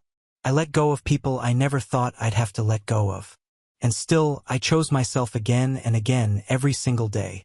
And now I sleep in peace. I live without fear. I carry myself with quiet pride. Because even though part of me is gone forever, what's left is stronger than ever. And that peace is mine. Now on to the next story. Story 3. I'll never forget the sound of my daughter's voice that day. It was soft, emotional, even a little shaky, but every word hit me like a freight train. Thank you for stepping up when my real dad couldn't. And the way she hugged him right there at the altar, like I hadn't just drained my savings to give her the wedding of her dreams, like I hadn't been the one who stayed. That was the moment I stopped being the doting father. That was the moment I decided I wasn't going to take it anymore. But to explain how it got to that point, I need to go back a bit. Back before the $40,000 venue, before the seating chart drama, before she stopped calling me Dad. My name's Ryan. I'm 52 years old. And for most of my adult life, I thought I was doing everything right. I'm not perfect. No one is. But I've always prided myself on being there for my daughter, Emily. Her mother, Karen, yes, that's actually her name, and I divorced when Emily was just 7. It wasn't a messy split, at least not at first. Karen and I had drifted apart over the years, and we agreed to split custody right down the middle. I took every other week, always picked Emily up on time, packed her lunches, helped with homework, even sat through those awkward middle school band recitals with a smile on my face. I did what dads are supposed to do. I showed up. Things started to shift around the time Karen started dating her now husband, Greg. He came into the picture when Emily was around 12. At first, he seemed all right. Clean-cut, charming, always polite. But there was something about him that rubbed me the wrong way. It wasn't anything specific, just a kind of smugness, like he was always sizing me up. The way he talked about parenting, casually throwing out phrases like providing structure and offering guidance, like I wasn't already doing that, like I was just the weekend babysitter. Still, I didn't want to cause any trouble for Emily's sake. If he made Karen happy and treated Emily well, then fine. I bit my tongue. I even shook the man's hand at Emily's high school graduation. That's the kind of dad I am. Emily and I were always close when she was younger. She used to write me Father's Day cards with little stick figure drawings of the two of us. She called me her superhero once. Said I was stronger than Iron Man and smarter than Batman. I kept that card in my wallet for years until it finally started falling apart. Somewhere between her teenage years and college, though, something shifted. I know that's normal. Kids grow up and pull away. But with Emily, it felt different. Like she wasn't just growing up. She was growing away from me. The real wedge, I think, was money. Greg is well off. He owns a few car dealerships and drives around in a Mercedes SUV like he's allergic to economy sedans. Karen and Greg moved into a much bigger house when Emily was in high school, complete with a pool and a home theater. And suddenly, my modest 3-bedroom rental with the beat-up grill in the backyard wasn't good enough. Emily never said it outright, but the way she talked about their place like it was some kind of palace stung a bit. I tried not to let it show. By the time she got to college, she was spending less and less time with me. Holidays were always complicated, and when she did visit, she was distracted, glued to her phone, making plans with her mom's side of the family. I was still footing part of her tuition, about $12,000 a year plus books and groceries. And yet, somehow, I was becoming the background character in my own daughter's life. Still, I held on to the hope that things would even out, that maybe after graduation she'd come around, that we'd get back to the way things were. When she called me to tell me she was engaged, I was over the moon. I told her how proud I was of her, how much I couldn't wait to meet her fiancé, how I'd do anything I could to help with the wedding. She hesitated a moment and then asked, "Do you think you could contribute to the budget?" Mom and Greg already offered. Of course, I said yes. I offered $40,000 right then and there. It wasn't money I had lying around. Not exactly. I'd been saving for a few home improvements, maybe even an early retirement, but I figured this is my daughter's wedding, a once-in-a-lifetime thing. She deserves the best. What I didn't realize at the time was that helping with the wedding was code for pay for everything while having zero say. I wasn't invited to the venue tours. I wasn't consulted about the guest list. I didn't get a +1, even though I'd been dating a lovely woman named Claire for almost 2 years. Every suggestion I made was brushed off. When I asked if we could include a father-daughter dance, she laughed and said, "Let's see if there's time for that." At first, I thought maybe it was just stress. Weddings bring out the worst in people, right? Maybe she was overwhelmed. Maybe she was trying to keep things even between her two families. But as the months passed, it became increasingly clear I was just the wallet. Meanwhile, Greg was being treated like the actual father of the bride. He was included in the dress-fitting photos. He gave a speech at the rehearsal dinner. He even walked her down the aisle halfway. Emily's idea of being modern. She said I was supposed to meet her fiancé, Tyler, for coffee months before the wedding. We set the date twice. He no-showed both times. The third time, he texted me 20 minutes before to say something came up. That something turned out to be a golf trip with Greg. When I asked Emily about it, she said, Tyler just really connects with Greg. He sees him as a mentor. She didn't seem to realize how much that stung. There was a moment about 2 weeks before the wedding when I finally tried to address it. I sat Emily down and told her I felt pushed out, like I wasn't part of the process. I told her I didn't expect to be the center of attention, but I at least wanted to feel like I mattered. She didn't even look up from her phone. Dad, she said, you're overthinking it. This is my day. Not everything has to be about you. I stared at her for a moment, searching for the little girl who once made me macaroni necklaces and begged to ride on my shoulders at the zoo. But she was gone, replaced by this cold, dismissive stranger who acted like I was an inconvenience. I went home that night and stared at the check I'd written for the venue deposit. I thought about canceling it. I really did. But then I thought, no, maybe the wedding itself will be different. Maybe in the moment when she sees me standing there in the front row, something will shift. Maybe she'll remember who I was, what I'd done for her, what we'd been through. I clung to that hope like a fool. And then came the wedding day. That morning, no one told me where to go. I had to track down a coordinator just to find out where to sit. I wasn't part of any photos. When I finally saw Emily before the ceremony, she gave me a quick side hug and said, "Glad you made it," like I was some distant uncle. Then, during the ceremony, as the music started and she walked down the aisle, she paused halfway and turned to Greg. She hugged him tightly. Everyone clapped. And then, with a mic clipped to her dress, she said the words that still echo in my head. "Thank you for stepping up when my real dad couldn't." The crowd laughed. Some people clapped. Karen wiped a tear. And I just sat there, frozen. Then something inside me snapped. I stood up, and that's where everything changed. I didn't storm out. I didn't yell. I didn't cry. I just stood there for a moment, staring at my daughter, my own flesh and blood, while the sound of her voice replayed over and over in my head like some cruel loop I couldn't shut off.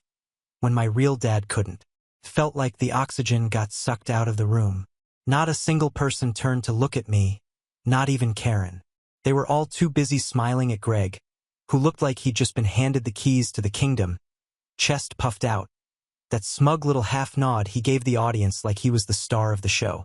I sat back down slowly, my knees stiff, my mind moving 1,000 miles an hour. Everything after that was a blur. I heard the officiant mumbling something about vows and love and unity, but I wasn't really there. I was in every memory. Every scraped knee I cleaned, every math test I stayed up late to help her study for, every birthday party I planned, every rainy night I drove across town because she forgot her textbook at her mom's. I was in every school auditorium and parent-teacher meeting and doctor's appointment. I was there when she got her first period and didn't want to tell her mom. I was the one who ran out to the pharmacy at midnight and gave her the most awkward, loving, dad-level pep talk of my life. But none of that mattered. Not anymore. After the ceremony, there was a cocktail hour. Everyone was mingling, laughing, taking photos by the flower arch. I stood off to the side watching. Claire, my girlfriend, had offered to come, but I told her not to. "It's Emily's big day," I said. "I don't want to make anything uncomfortable." Now, I wished more than anything that she had come. I needed someone in my corner, someone who saw what I saw. I caught Emily near the bar posing for a photo with Greg and her bridesmaids. She looked radiant. I'll admit that. Beautiful in her gown, glowing with that just married energy. But when she looked in Greg's direction, it wasn't just admiration. It was worship, like he could do no wrong. When the photographer turned away, I walked up to her quietly, calmly. "Emily?" I said. "Can we talk?" She didn't look thrilled. "Dad, now? We're about to cut the cake. It'll just take a second." She sighed and followed me a few steps away behind one of the tent pillars, still in view, but out of earshot. I took a deep breath. That line during the ceremony about your real dad, was that really necessary? Her expression flattened. "Oh my God, are you seriously making this about you right now?" I blinked. "I'm not making it about me. I'm trying to understand why you would say that after everything I've done, after paying for this entire wedding. You publicly thanked Greg and said I couldn't step up." She rolled her eyes. "It was a moment, Dad. Greg has been there for me in ways you never could. What does that even mean? I asked, my voice lower now. I've been there your entire life. She crossed her arms. You've been present, sure. But Greg helped me get into grad school. He introduced me to Tyler's company. He mentors me. You're good for birthday cards and checks, Dad. That's all. I took a half step back like I'd been slapped.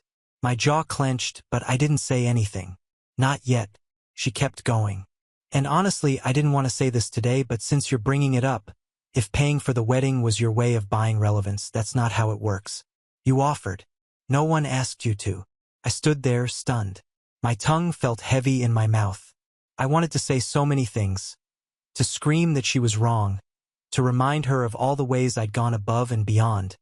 But the words didn't come. And part of me knew she wouldn't hear them anyway. Finally, I managed to ask, do you even see me as your father anymore? She looked at me. Really?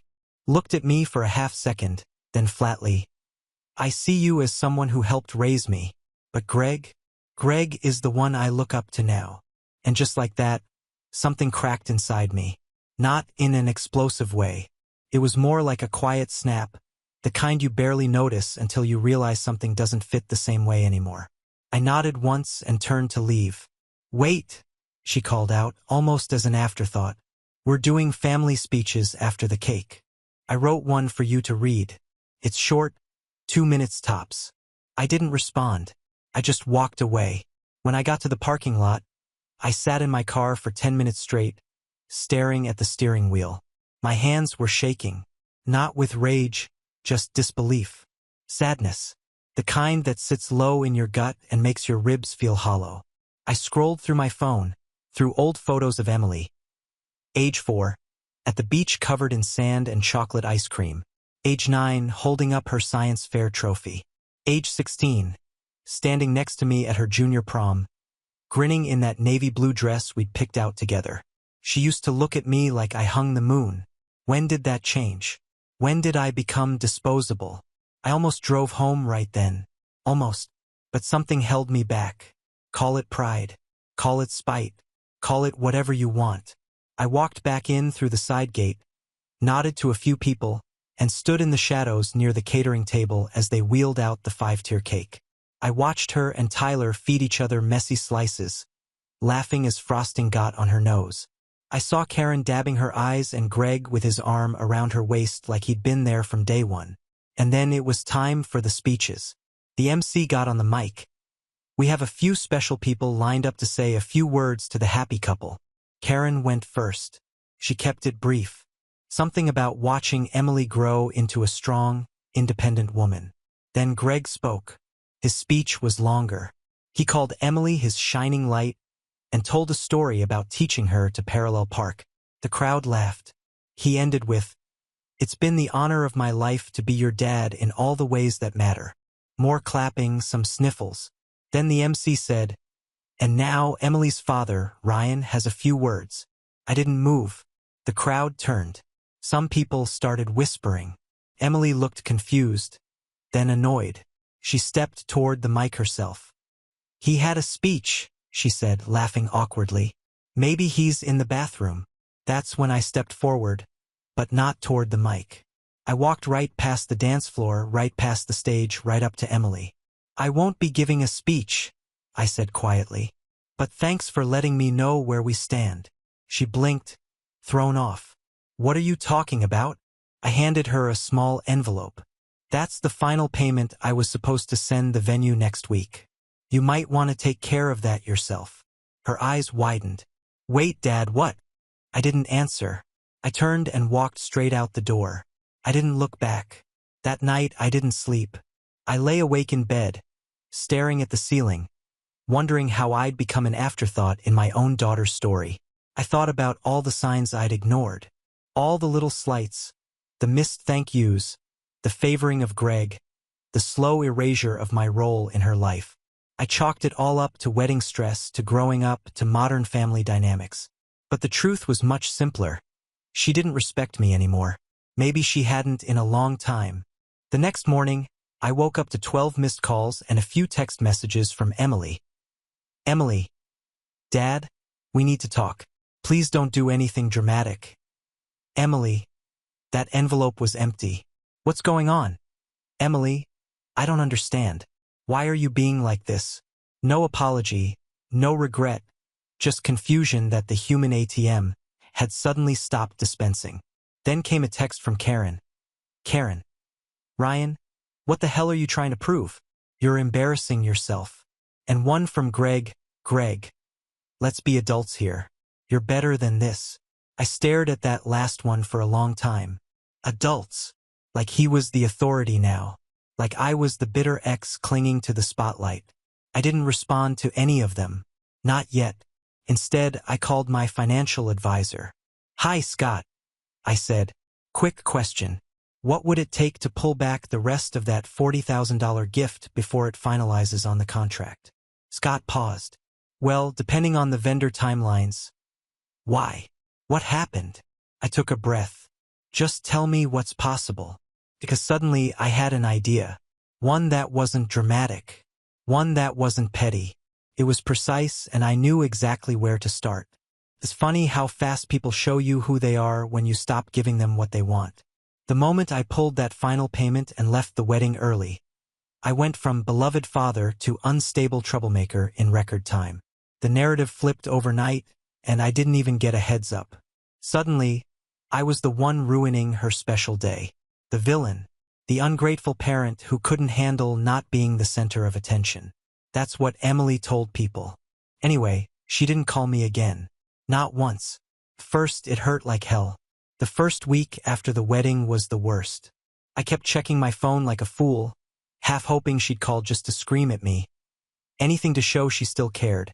I was angry, but more than that, I was grieving. Not just the moment at the altar, not just the line she said in front of everyone. I was mourning the entire relationship. The bond one thought we had. The years I spent building something I assumed was unbreakable. Turns out I was the only one holding on. I didn't tell Claire everything at first. I just said the wedding didn't go well. But she knew me too well to leave it at that. She came over the next night with takeout and a bottle of wine. And I finally broke down. Really broke down. I told her everything. About the speech, the snub, the cold conversations, the real dad comment. I even read her the texts Emily sent me afterward, trying to guilt me into sending the rest of the money. Claire didn't say much. She just sat with me, her hand on my back, quiet while I let it all out. Finally, she said, "You did everything you could, Ryan. You were a good father. You still are." That made me cry harder. I needed that reminder. I really did, because for a while I started questioning everything. Was I too passive, too accommodating? Did I make it too easy for Karen and Greg to step in and rewrite my role? I started digging through old emails, old receipts. Not out of bitterness. Well, maybe a little, but more out of this need to prove to myself that I hadn't imagined it, that I had shown up, that I had paid for summer camps, school trips, braces, therapy when she was 13 and spiraling. I even found the paperwork from when I took out a loan to help cover the down payment on her first apartment after college. Greg hadn't been around for any of that. I didn't send any of it to her, of course. What would have been the point? She wasn't listening. Not anymore. So I stopped trying. I deleted the wedding photos off my phone. I muted Emily's social media accounts. I archived every folder with her name in my email inbox. I even boxed up the scrapbooks I made of her childhood. Pictures, drawings, birthday cards, all of it, and stored them in the attic. I wasn't throwing them out. I just couldn't look at them for a while. It felt like I'd been walking around with this open wound, and everyone around me was pretending not to notice. Even some of my friends, well-meaning guys from work, mostly kept saying things like, "She'll come around," or "daughters go through phases." But it didn't feel like a phase. It felt like a severance. And the worst part, no one really asks how fathers feel when this kind of thing happens. If a mom got publicly humiliated at her daughter's wedding, people would rally around her. But a dad? You're expected to suck it up, be stoic, move on, write another check. But I couldn't move on. Not yet. I took some time off work, just a few days. I told my assistant I had family matters to deal with, and she didn't ask questions. I work in real estate. I run a mid-sized brokerage in town. And thankfully, I've got a solid team under me. I'd spent years building it up from nothing. Back when Emily was little, I'd work insane hours just to keep us afloat, sometimes sleeping in my car between showings because I couldn't afford gas to drive home and back. But I made it work, and eventually the business took off. Funny thing is, I never stopped working for her. Every milestone, hiring my first employee, opening a second office, hitting 7 figures, I'd immediately think, now I can finally afford to send Emily to that private school. Or, this means I can cover her master's program without loans. She was always my benchmark for success. Every move I made with her in mind. But now, for the first time in years, I had to ask myself, what does success look like if she's not part of the picture? I didn't have an answer. Not yet. Claire was patient. She didn't rush me, didn't press me to get over it.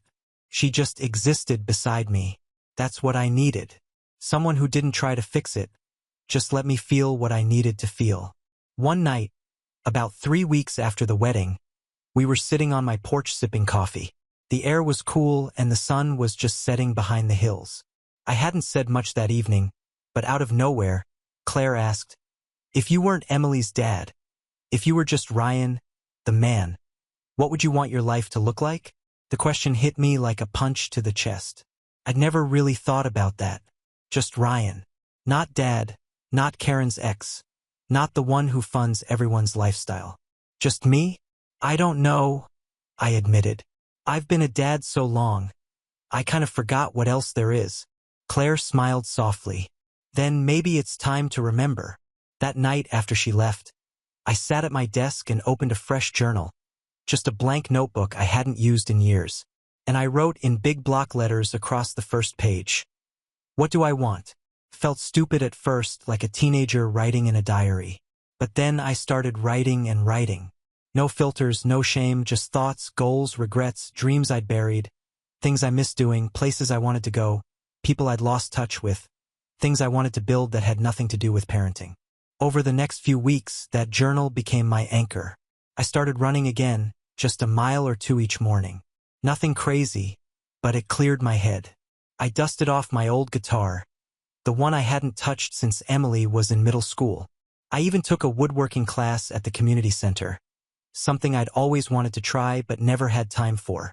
And I reconnected with my brother, James. We hadn't spoken much since Mom died, but he reached out after hearing about what happened at the wedding. Heard through the grapevine, he said. Thought you might want to talk.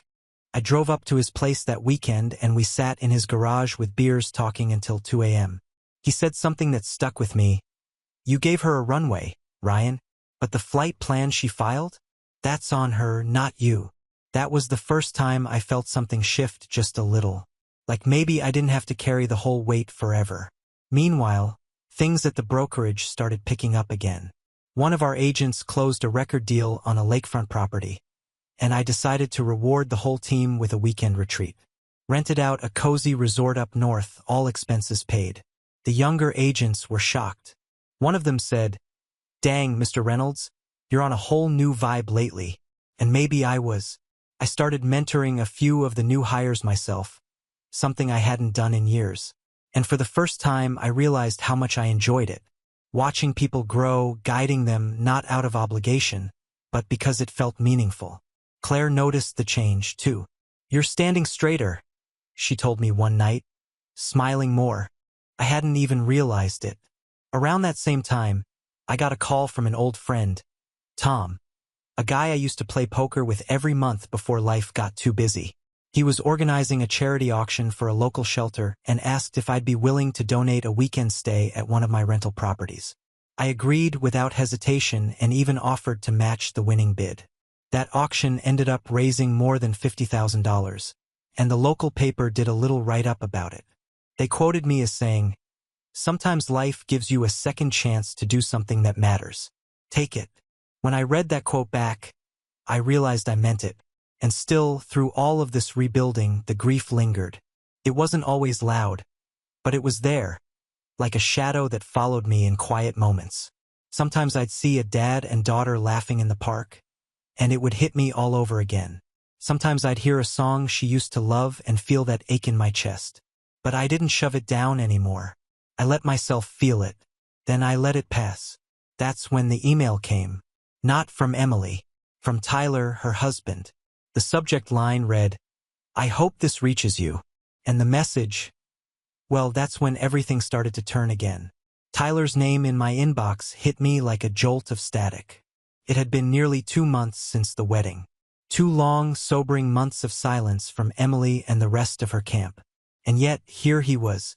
I stared at the subject line for a while, half expecting it to disappear if I looked away. But it stayed. "I hope this reaches you." That alone told me everything I needed to know. Tyler was reaching out behind Emily's back. I clicked it open. "Hi, Ryan. I know this message is probably the last thing you want right now. I can only imagine how you felt after what happened at the wedding, and I just want to say I'm sorry. I know that doesn't fix anything. I've been thinking about sending this for weeks, but honestly, I didn't know if I should. I didn't know if I was allowed. Emily has been adamant that you made your choice and that you don't want anything to do with the family anymore. But I'm starting to think maybe she's not telling the whole story. Look, this might be out of line, but I need to ask. Can we talk? Just you and me. No strings, no tricks. I think there's a lot going on here that you don't know, and you deserve to. Tyler." My first instinct was suspicion. Was this a trap? Some ploy to guilt me into an apology? But the tone, it didn't feel like Emily's voice. It felt hesitant, careful, almost guilty. I didn't reply right away. I let it sit. Instead, I forwarded the email to myself, printed a copy, and tucked it into my journal. Then I slept on it. And the next morning, I brewed my strongest coffee, sat on the porch, and replied, "Tyler, I'm listening." He responded within the hour, asking to meet in person. A neutral spot, his idea. We settled on a little coffee shop in a quiet part of town. The kind of place with no Wi-Fi and too many plants. He showed up 5 minutes early, already waiting when I got there. No flashy clothes, no smug grin. Just a nervous young man with dark circles under his eyes and a wedding band he kept twisting around his finger. We made awkward small talk for the first few minutes. Then I leaned forward and said, "Tyler, just say whatever it is you came to say." He looked around, lowered his voice, and said the one sentence that cracked everything open. "Emily never told you about the trust fund, did she?" I blinked. "What trust fund?" Tyler exhaled like he just pulled the pin on a grenade. "The one you set up when she was 13. The one with the clause that she couldn't touch it until she got married or until she turned 30. I sat back hard. That trust fund had slipped my mind. I'd opened it years ago, right after selling a large commercial property downtown. At the time, I'd wanted to do something special, something lasting for Emily.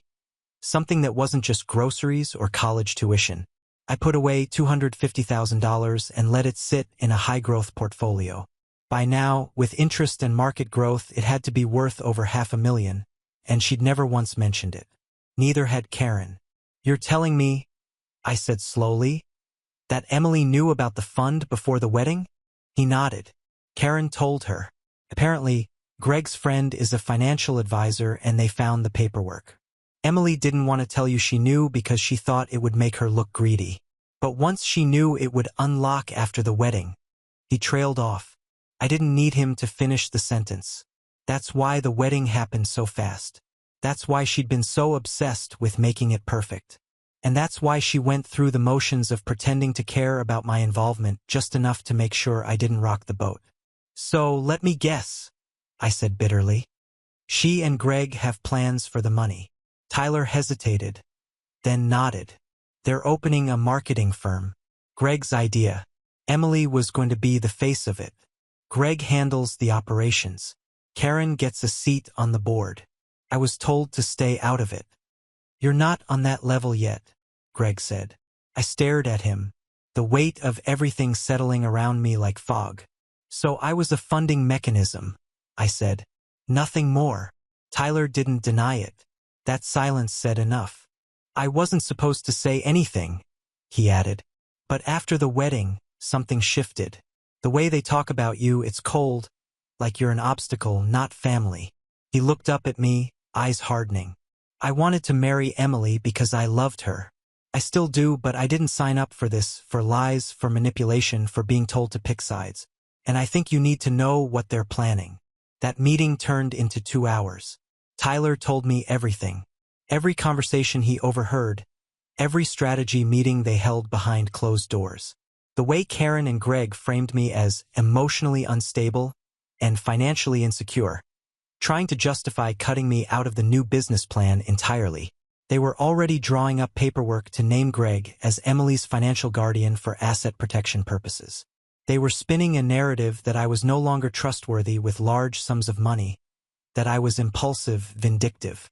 That's when I knew this wasn't just about a ruined wedding anymore. It was a coup. And they were trying to erase me from my daughter's legacy while using the money I'd built to do it. So, I thanked Tyler, told him to stay close, to play along, and to keep his ears open because I was going to burn the entire plan to the ground.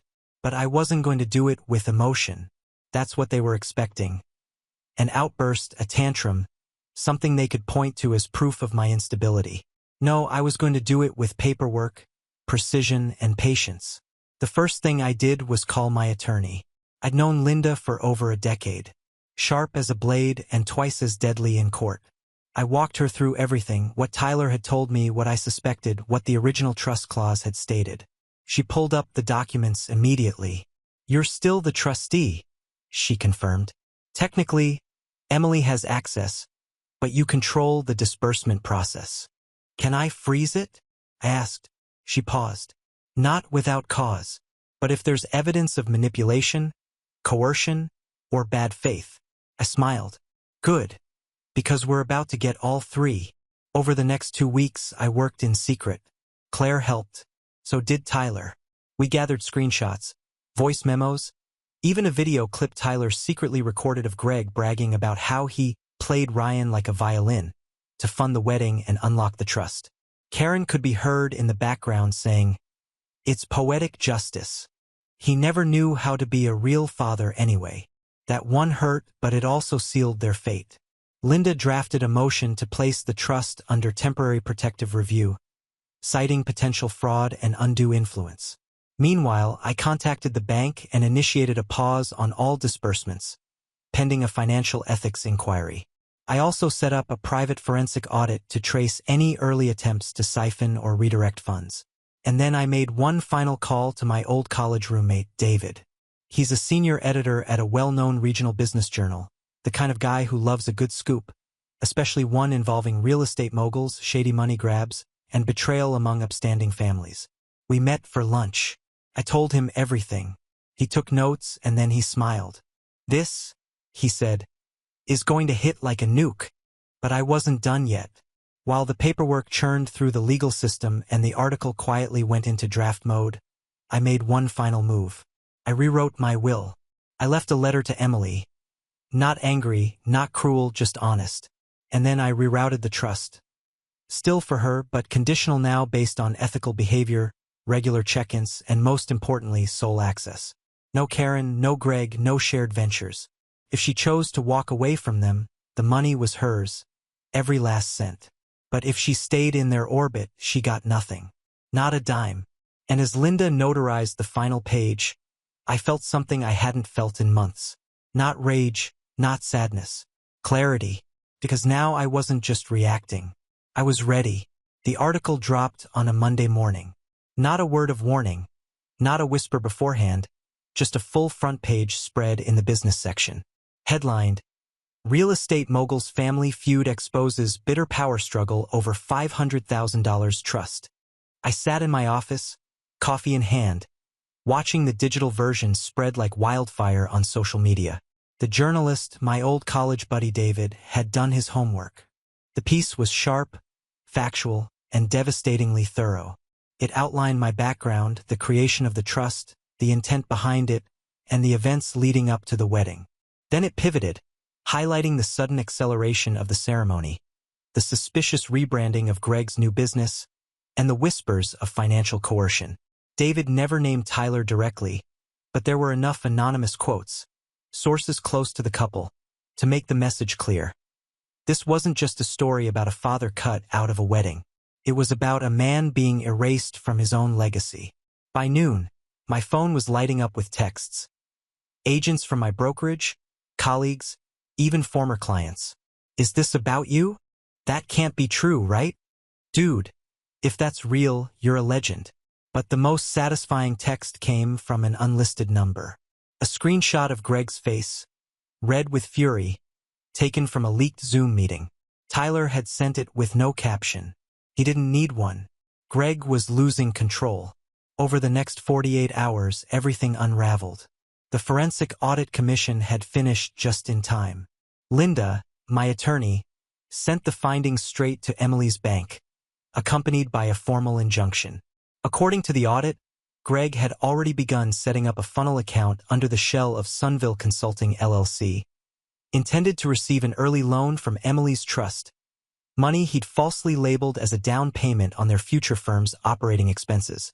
The bank froze all related accounts immediately. Legal red flags everywhere. Emily, now legally married, was the beneficiary, but she couldn't move a cent without trustee approval. And that trustee was still me. So I picked up the phone, called her. She didn't answer. So I left a voicemail. Emily, I saw the paperwork. I know about the fund.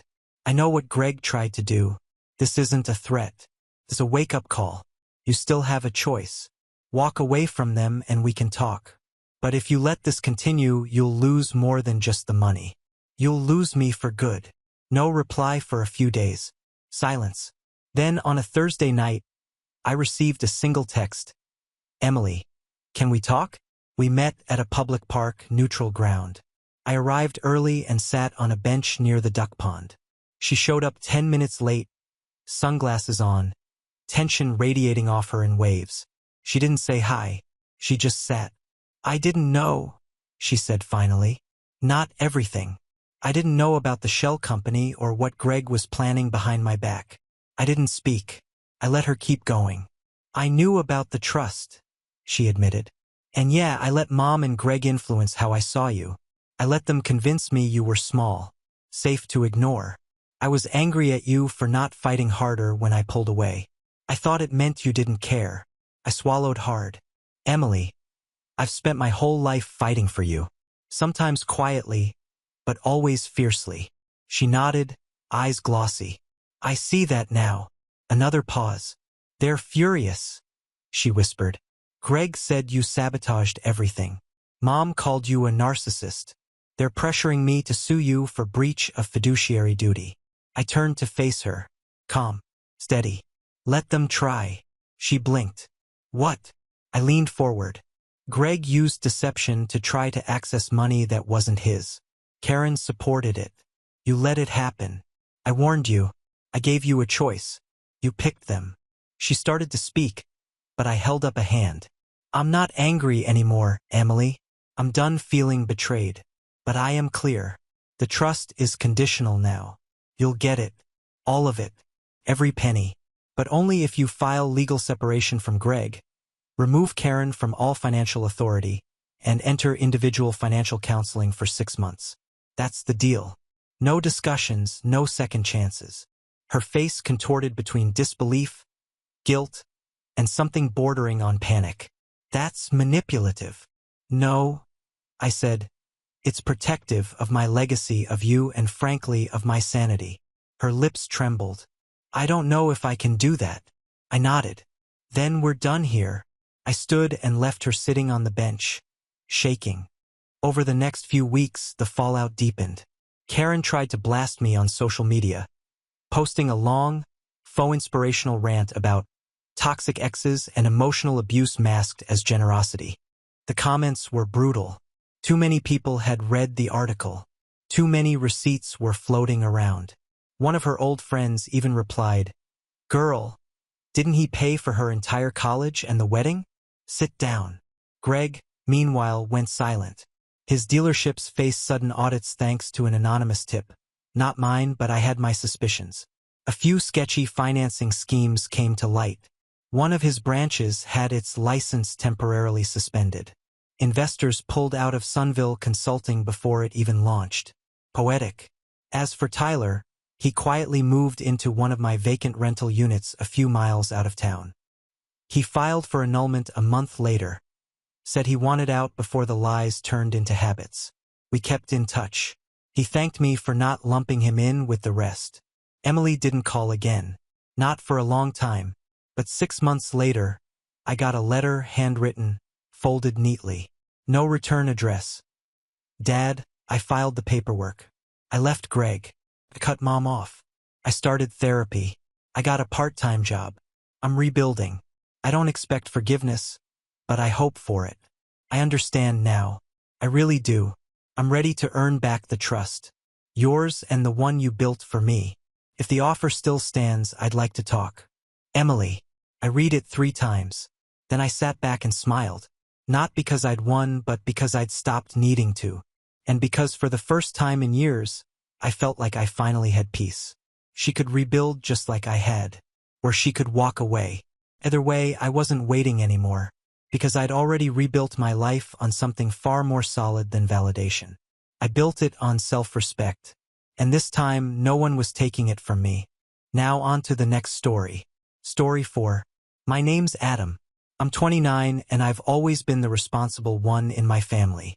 I'm the guy who never asked for a cent after I turned 18. Worked my way through college, built a decent career in IT consulting, and managed to save enough for a comfortable life. My younger brother, Ryan, is the complete opposite.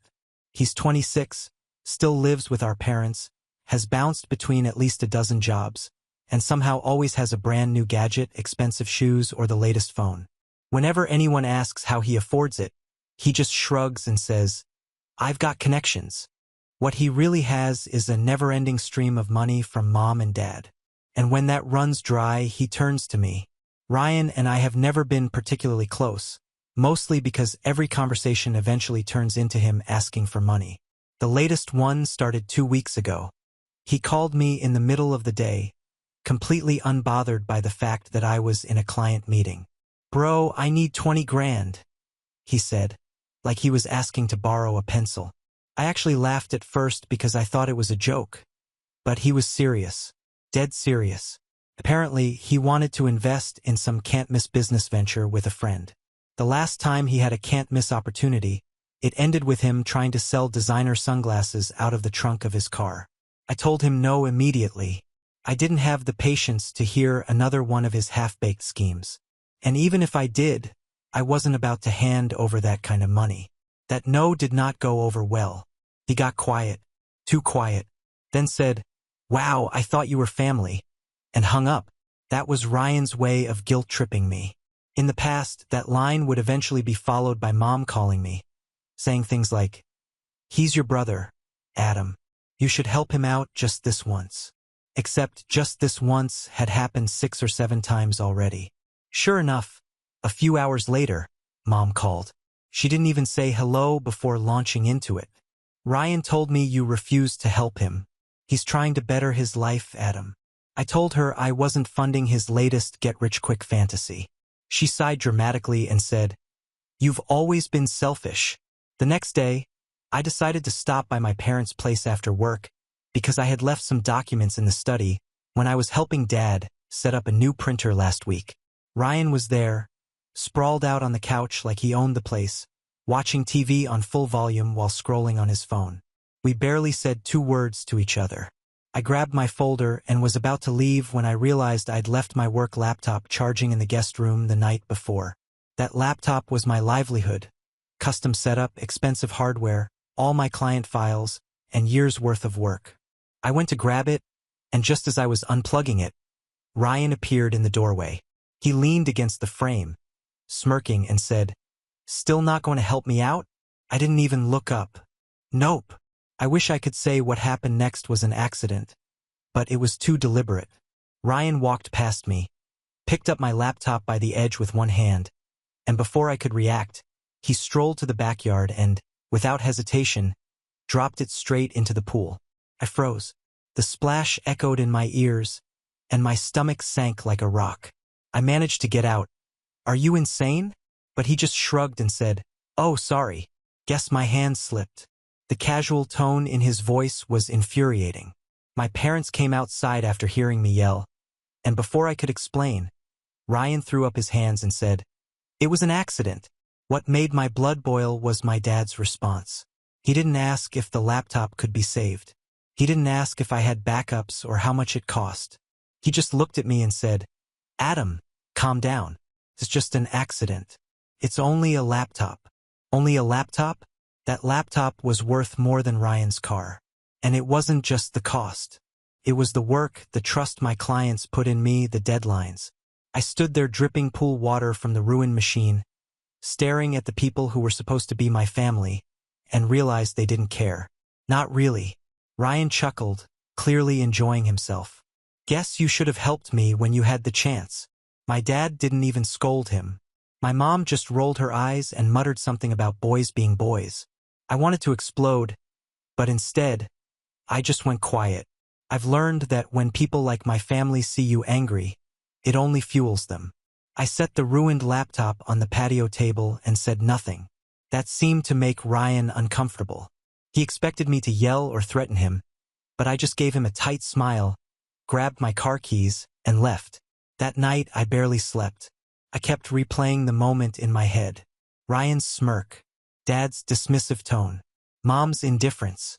I could feel something shifting inside me. Normally, I just distance myself, maybe cut off contact for a while, but this time felt different. This wasn't just about money or disrespect. This was about crossing a line. And Ryan, he didn't even realize what he had done. He thought it was over. It wasn't. By the time the clock hit midnight, I had already made a few calls and changed a few passwords. Small steps, just the beginning. But at 6:15 a.m. the next morning, Ryan woke up to something he never saw coming. When I say Ryan woke up to something unexpected, I don't mean he woke up to a bang or a scream. It was quieter than that. Subtle, but enough to spark the first flicker of panic in him. He called me at 6:18 a.m., his voice tight with confusion. "Hey, my Netflix isn't working. Did you change the password?" I almost laughed. My voice stayed calm. "Yeah, Ryan. Along with the Amazon account, the Hulu account, the shared Apple Music subscription, and the Xbox Live login. You don't pay for them, so you don't get to use them anymore." He was silent for a second before spitting out, "Wow, petty much," and hanging up. I thought that would be the end of it for the morning, but by 9 a.m., Mom was on the phone. "Adam, I just got off the phone with Ryan. He said you're punishing him over a misunderstanding." A misunderstanding? That was her word for intentionally destroying a $4,000 laptop.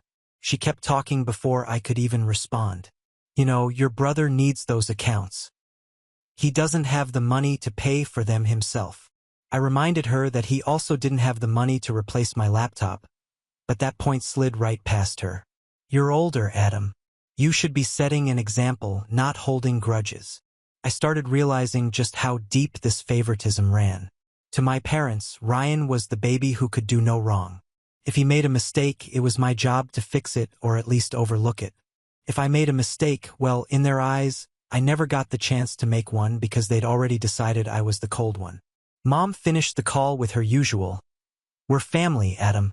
You don't turn your back on family." I hung up without answering because, honestly, I was afraid if I opened my mouth, I'd say something I couldn't take back.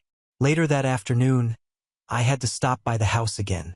This time to pick up some tools I had lent Dad. I debated not going at all, but I didn't want my things mysteriously disappearing. As soon as I walked in, I could feel the tension. Ryan was in the kitchen with Mom, both of them laughing at something on his phone. When they saw me, Ryan put on this exaggerated frown. "Careful, everyone," he said loudly. "Don't get near Adam's stuff or he'll lock you out of your own accounts." Mom chuckled like it was the funniest thing she'd ever heard. I ignored it and asked Dad for my toolbox. He grumbled something about learning to let things go before finally getting it for me. But Ryan wasn't done. As I was leaving, he followed me to the driveway. "You know, you could just give me the 20 grand and we'd be even," he said with a smug grin. My hands tightened around the handle of the toolbox. "Even?" I repeated, my voice low. "Ryan, you destroyed my laptop." He shrugged. "Yeah, but you're rich, Adam. You'll replace it in a week." "Me? I'm trying to start something here. A real business. You could actually help instead of making everything about you." The fact that he genuinely believed this twisted logic made my blood run cold. That night, it got worse. Around 11 p.m., I got a text from an unknown number. It was a screenshot of a group chat. My parents, Ryan, and a few of our extended relatives. Ryan had written, "Adam's throwing a tantrum because I accidentally broke his computer. He's locking me out of everything and refusing to help the family. Guess money really changes people." The worst part, the responses were siding with him. "Wow, Adam's always been like that," one aunt wrote. "Doesn't surprise me," another chimed in. Not a single person asked for my side of the story. It was in that moment I realized I wasn't just dealing with Ryan. I was dealing with a whole system that enabled him, one that had been in place for years. And if I was going to do something about it, I needed to be smart, calm, methodical, patient, because Ryan was about to learn that when I decide to play the game I play to win. What he didn't know was that my few calls from the night before were already setting things in motion. 2 days later, I found out just how far Ryan was willing to go. I was in the middle of a client meeting when my phone started buzzing repeatedly. First, it was a couple of missed calls from my bank. Then came the email subject line, "Unusual activity detected." My stomach dropped. I excused myself, stepped into the hallway, and opened the message. It was a fraud alert. Someone had tried to initiate a $9,500 wire transfer from my personal checking account to an account under the name Ryan M. My hands were trembling when I called the bank. They confirmed what I already suspected. The transfer request had been made online using my correct login credentials. I'd always kept my banking information private. My passwords were long and unique. But then I remembered my laptop, the one Ryan dropped into the pool. It wasn't just the physical loss that hurt. It was the fact that my passwords had been saved on it. Even though the hard drive had water damage, someone with enough motivation could pull data from it. And Ryan, as careless as he was, had a friend who fixed electronics. I didn't have direct proof yet, but I knew this wasn't just him messing with streaming accounts or making me look bad to the family. This was him trying to take my actual money. I told the bank to freeze my accounts immediately. And while they handled that, I sent Ryan a text, "Call me now." He didn't respond. Instead, an hour later, I got another call, this time from my mom. "You need to stop accusing your brother of things," she said without even saying hello. I was stunned. "Wait, so he already told you?" Mom's voice hardened. "He said you froze your accounts just to make it look like he stole from you. That's manipulative, Adam. You know he'd never do something like that." I wanted to scream. My own mother was defending him before I'd even explain what happened. "Mom, the bank has his name on the attempted transfer," I said slowly, as if she might actually process it. She didn't. People make mistakes when they're desperate. Maybe if you'd helped him with his business, he wouldn't be in this position. That was the moment something in me snapped. For years, I tolerated being painted as the cold, selfish one, while Ryan got away with anything. But now, he had crossed a line there was no coming back from. This wasn't just family drama anymore.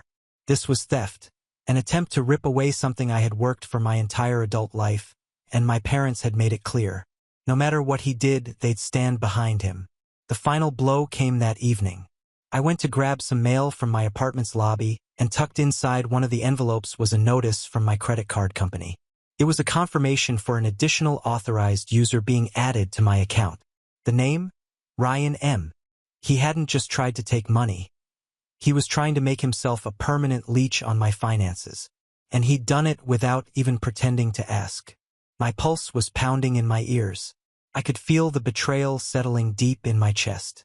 Not hot, not loud, but cold, like ice. That night, sitting in my dimly lit living room, I stopped thinking of Ryan as my brother. He was just another problem to solve. And I already knew that when I solved it, it would be in a way he'd never forget. What he didn't realize was that I had a lot more than frozen accounts and password changes at my disposal, and he'd just given me the perfect reason to use all of it. The days that followed were some of the lowest I felt in years, not because of the money, but because of the realization that I was truly alone in my family. The fallout from Ryan's smear campaign hit harder than I expected.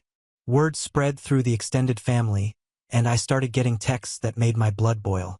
My uncle messaged me, "If you're really accusing your own brother of stealing, you need help." My cousin sent, "We all know you've always looked down on Ryan. This is low even for you." It didn't matter that I had proof. No one wanted to hear it. In their eyes, I was the villain. Cold, calculating, and too successful for my own good. At work, things weren't much better. The destroyed laptop had set me back on deadlines. And while I'd salvaged some files from backups, there were projects that needed to be rebuilt from scratch. I found myself working late into the night, barely sleeping, eating takeout over my keyboard. Every time my phone buzzed, I braced for another message, either from the bank about more attempted charges or from a family member telling me what a terrible person I was. I thought maybe a face-to-face with my parents could fix things. But when I stopped by their house, I didn't even make it past the front door. Dad stood in the entryway, arms crossed. "We don't appreciate the way you're treating your brother," he said flatly. "Until you apologize, I think it's best you stay away for a while." I stared at him, waiting for some hint that he was bluffing. But there was nothing in his expression except disappointment at me. Not Ryan. Behind him, I could hear Ryan in the living room laughing at something on TV. Walking back to my car that day felt like walking out of my own life. The people I thought would always have my back had chosen their side, and it wasn't mine. That night, I sat on my couch in my dark apartment, staring at my phone screen as Ryan's name lit it up. I didn't answer. Then came the voicemail, laughing, saying, "You should have just given me the money, bro. Would have saved you all this trouble." Something about hearing that broke the last thread holding me back. The frustration, the anger, the humiliation. I stopped fighting it. Instead, I let it settle because anger burns fast and hot. But if you let it cool, it turns into something far more dangerous. Patience. The next morning, I stopped reacting. I didn't respond to texts. I didn't answer calls. I didn't try to defend myself to family. I went completely silent. To them, it probably looked like I'd given up, like they'd won. And in a way, I let them think that. I kept my head down, worked through my projects, and started quietly tying up loose ends. I closed old accounts, moved funds to places Ryan couldn't touch, and called in a few favors from people outside the family.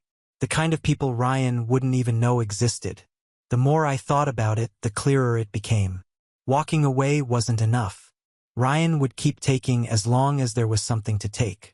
My parents would keep enabling him as long as they believed he was harmless. They needed to see what he really was, and he needed to feel the weight of every selfish choice he'd made. And as much as they'd like to think otherwise, I had far more control over Ryan's life than he realized. All I had to do was wait for the right moment to use it. That moment was coming sooner than he thought. It's funny how when you stop wasting energy defending yourself to people who don't want the truth, you suddenly have so much left over to build something better. The first thing I did was upgrade everything. I replaced my ruined laptop with a top-tier workstation. One I had been eyeing for months but kept putting off because it felt too much. Not this time. I doubled my security, invested in encrypted backups, and subscribed to services that made my workflow bulletproof. The same week, I landed a new contract with a tech firm overseas. It was bigger than any project I'd handled before, and the retainer alone covered the cost of the laptop twice over. The irony wasn't lost on me.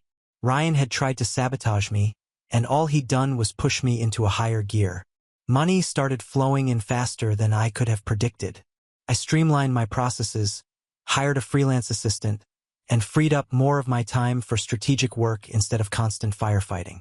With the extra breathing room, I started saying yes to opportunities one would have ignored before.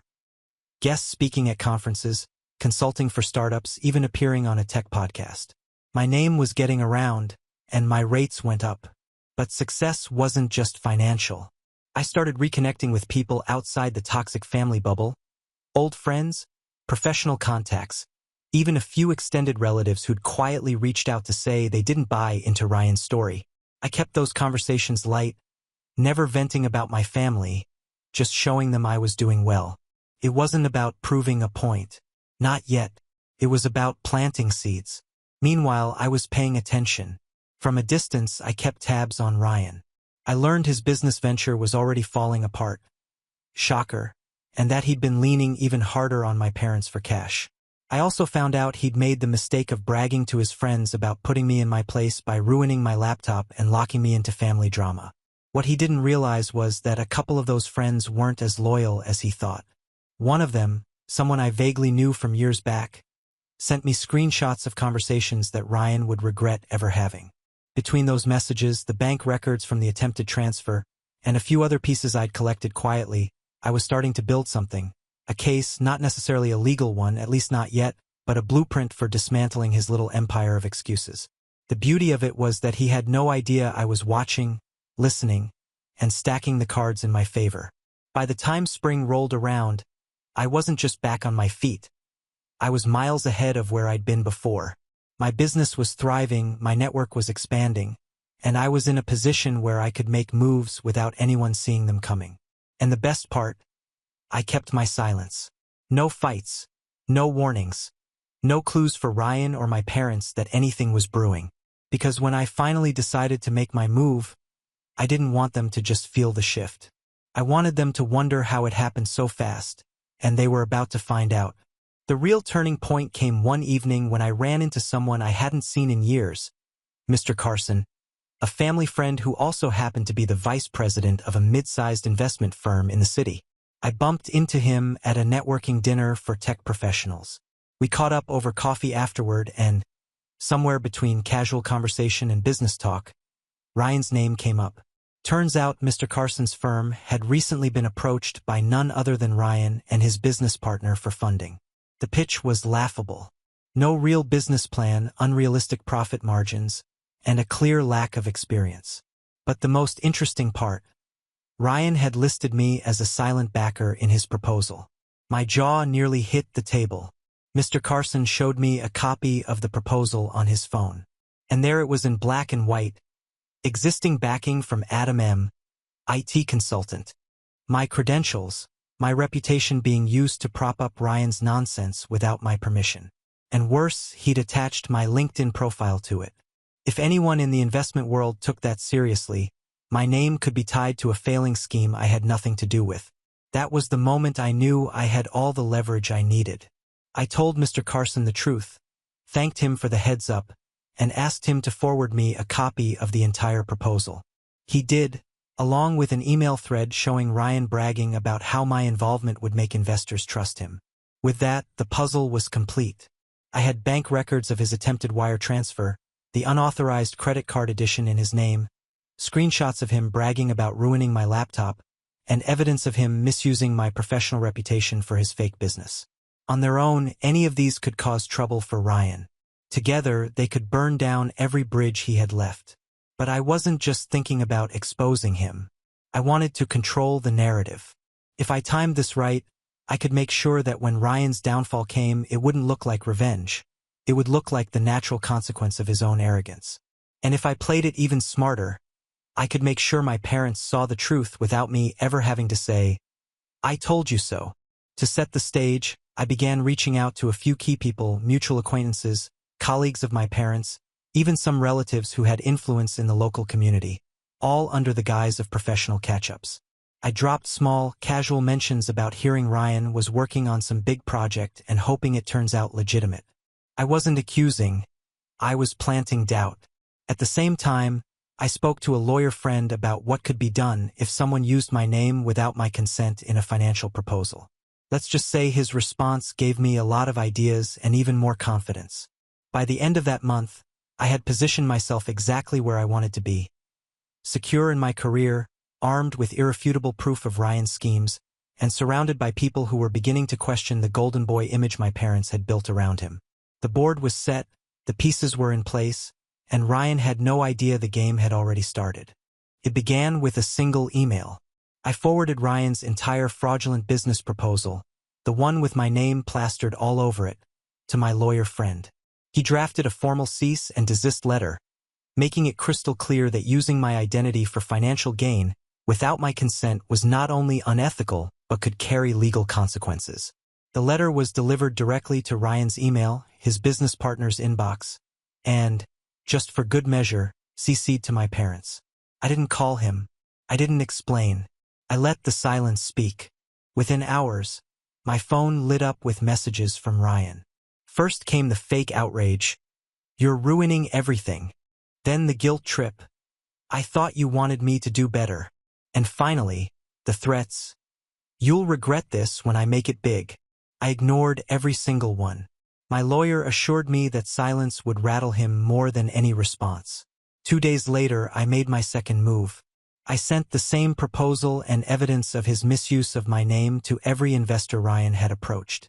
I didn't editorialize, didn't insult him, just attached the documents with a short message. "This is to clarify that I have no involvement in this venture and do not endorse it in any way. Professional, clean, bulletproof." By the end of the week, Ryan's business partner had dropped him. Investors had ghosted him, and the whispers started spreading through the same network my parents loved to brag in. The golden boy had cracks in his armor, and people were starting to notice. But I wasn't done. The third move was my favorite. I compiled the bank records of his attempted wire transfer, the unauthorized credit card edition, and the screenshots of him bragging about ruining my laptop. I packaged them neatly into a secure PDF titled, "For Your Records," and sent it to my parents with a short note. "I thought you should see the whole story." No response needed. That one landed harder than I expected. Dad didn't reply. Mom sent one message. Just 2 words. "We'll talk." I didn't. Finally, I pulled the quietest, most devastating string of all. Remember those friends of Ryan's who weren't as loyal as he thought? I tipped one of them off about a freelance contract I'd recently landed with a high-paying client, the same type of work Ryan had been pretending to specialize in. Word got back to him that I'd secured a deal worth more than his business venture ever could have made. And because I'd been so public about my recent successes without bragging, just enough for him to see, he knew I wasn't just fine. I was thriving without him, in spite of him. The beauty of it all was that I never raised my voice, never posted a single angry word online, never accused him in public. I just turned on the lights and let everyone see exactly who he was. And the fallout? Well, it was only just beginning. The real collapse happened faster than I expected. A week after I sent my parents the file, I got a call from my aunt, the same one who chimed in on that family group chat saying she wasn't surprised by my behavior. Her tone was different now. Careful. She told me she'd spoken to my mother and that things at the house are tense. Apparently, my dad had gone through the PDF I'd sent line by line, checking the bank statements, the credit card authorization form, and the messages Ryan had sent bragging about destroying my laptop. By the end, there was no room for excuses. It was all in Ryan's own words, in his own handwriting, with his own signature. That night, Ryan came home to find my parents waiting for him in the living room. Dad confronted him, demanding an explanation. From what I was told, Ryan tried to spin the same tired lines. "It was an accident. I didn't mean it. Adam's making it look worse than it is." But for the first time in his life, Mom and Dad didn't bite. Dad told him to pack his things and leave. No more handouts. No more just this once. The story spread quickly. Those same relatives who had been so quick to believe him now knew the truth. And the silence from their end was deafening. Friends stopped taking his calls. His so-called business contacts cut him off. Even his connections for quick cash started ghosting him. The golden boy image was shattered, and all that was left was Ryan, broke, unemployed, and exposed. The last time I saw him was 3 weeks later. I was leaving a coffee shop when I spotted him across the street wearing the same wrinkled hoodie he used to wear around the house, shoulders slumped, staring at his phone. He looked smaller somehow, not just physically, but like the air had gone out of him. Our eyes met for a second. He didn't smirk this time. He didn't say a word. He just looked away and walked off. I didn't feel triumph exactly. It was something quieter, steadier. A deep, unshakable satisfaction that justice had been served without me lowering myself to his level. I'd given him every chance to stop, to grow up, to respect boundaries. He chose not to, and in the end, he had destroyed himself with nothing more than his own greed and arrogance. As for my parents, they've been keeping their distance. We exchange polite messages on holidays, but the endless lectures about helping family have stopped. I think they finally understand that enabling Ryan wasn't helping him. It was just protecting him from consequences he desperately needed to face.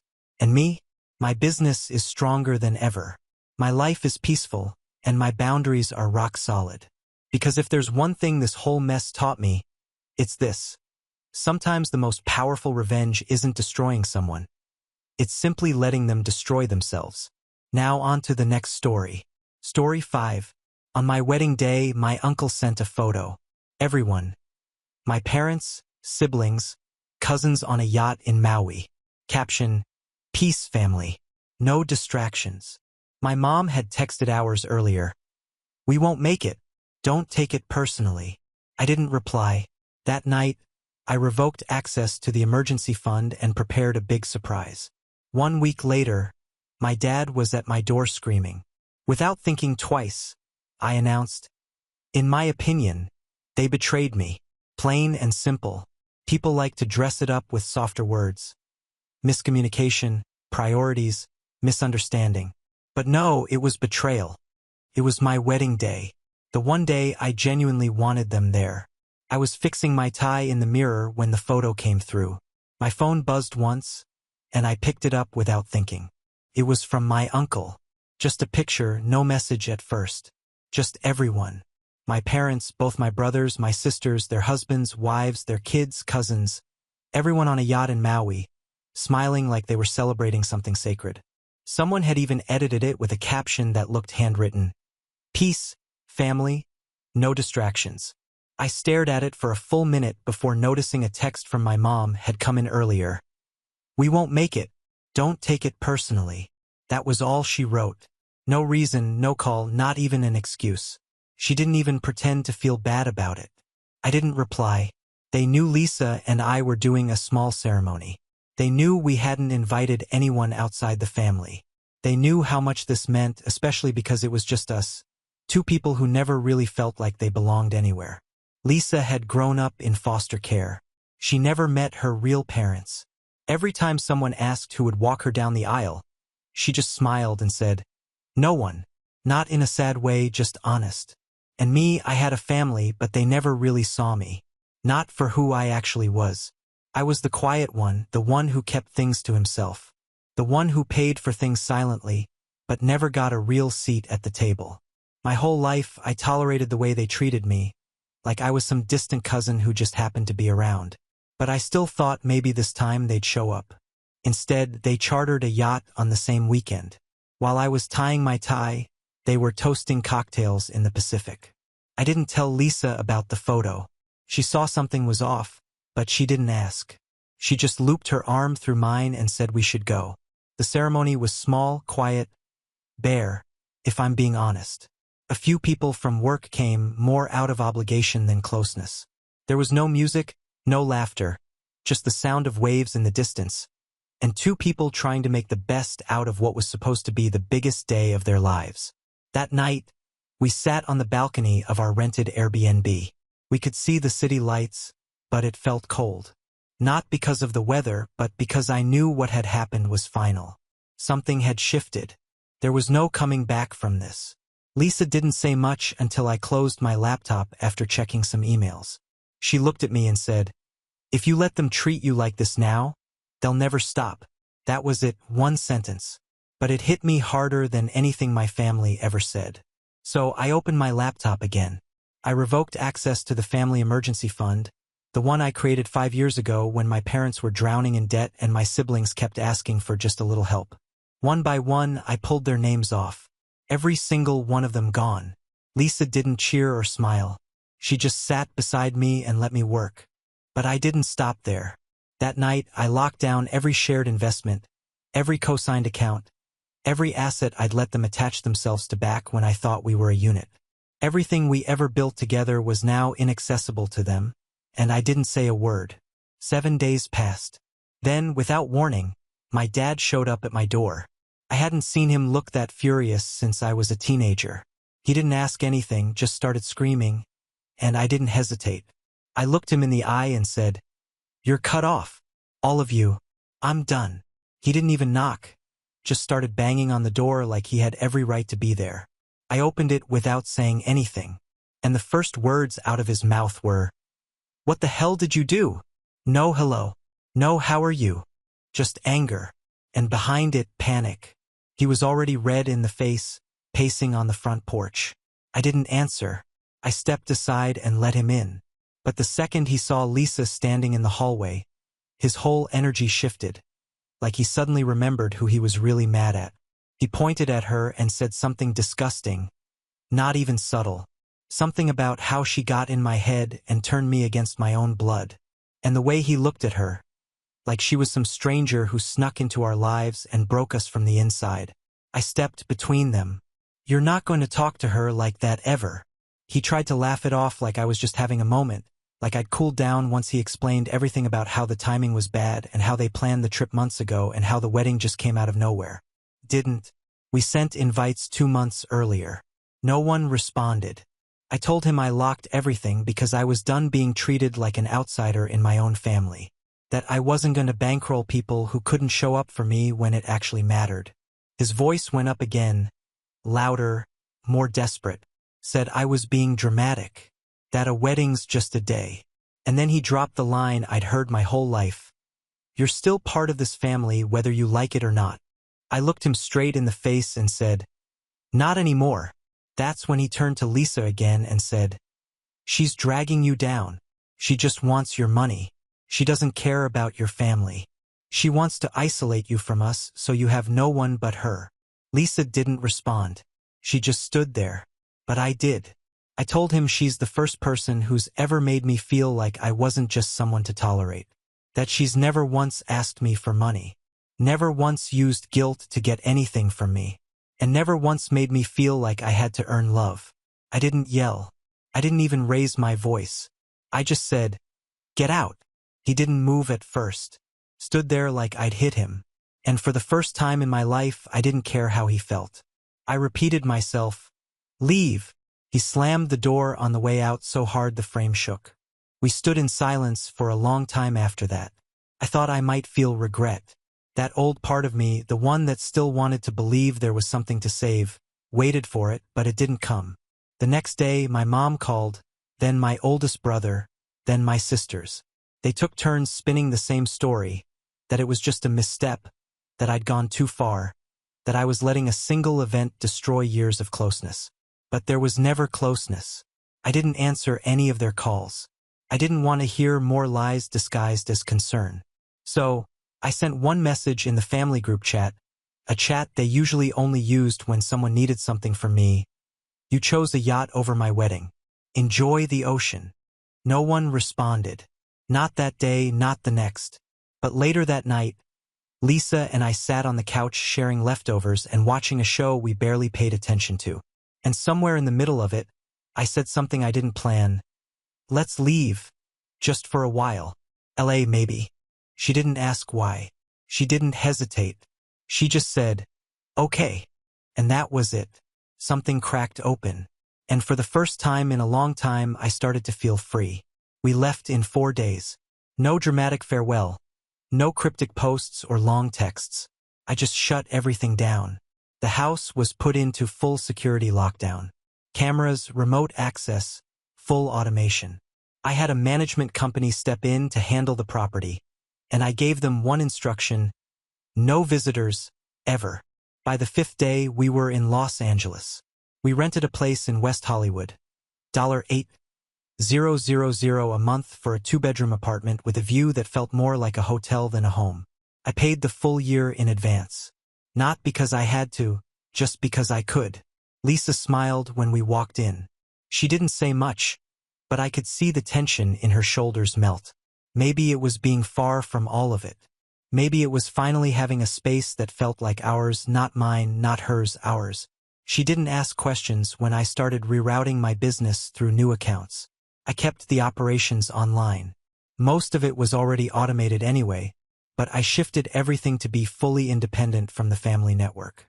No shared servers, no joint ventures, no legacy systems. I severed every financial tie that connected me to them. I expected backlash. Or maybe part of me wanted it, some final fight to make it clear where the line was. But what came instead was silence. 2 weeks passed. Then the calls started again. My oldest brother first. He was the one who used to call when someone needed money but didn't want to ask directly. He said he just wanted to talk. But the minute I answered, it turned into a guilt trip. He said our parents were struggling, that they'd returned from the trip to find everything locked. No access to funds, no emergency reserves. My dad couldn't even refill a prescription because the pharmacy flagged the card as frozen. I asked him why they thought it was okay to abandon me on the most important day of my life. He paused, then said it was just a wedding. I hung up. The next call was from my sister, the one who always said we were the closest. Even though she never showed up unless she needed help moving or had another unpaid ticket, she tried a softer approach. Said Mom was crying, that Dad hadn't slept, that everyone was saying I was being manipulated by a girl with no roots. That's when Lisa took the phone out of my hand and said, "We're not interested in being part of your games anymore." Click. 2 more days went by. Then came the message from my mom. "You're letting her ruin everything. We're your family. She's just passing through." That one sat in my chest for a while. It didn't hurt the way it used to, not because it didn't mean anything, but because it meant exactly what I'd feared. They never saw Lisa as real. They never saw us as real. They thought she was temporary. And maybe worse, they thought I still needed their permission to build something without them. That night, I told Lisa I wasn't going back. Not to them. Not to that house. Not to the version of me that thought I had to earn their respect with bank transfers and silence. She just nodded and said, "Good." It wasn't dramatic. It wasn't loud. It just was. We opened a bottle of wine and sat on the balcony watching the skyline glow. For the first time in years, no one was asking me for anything. No one was reminding me of what I owed. No one was pretending I mattered only when I was useful. It was quiet and I wasn't lonely.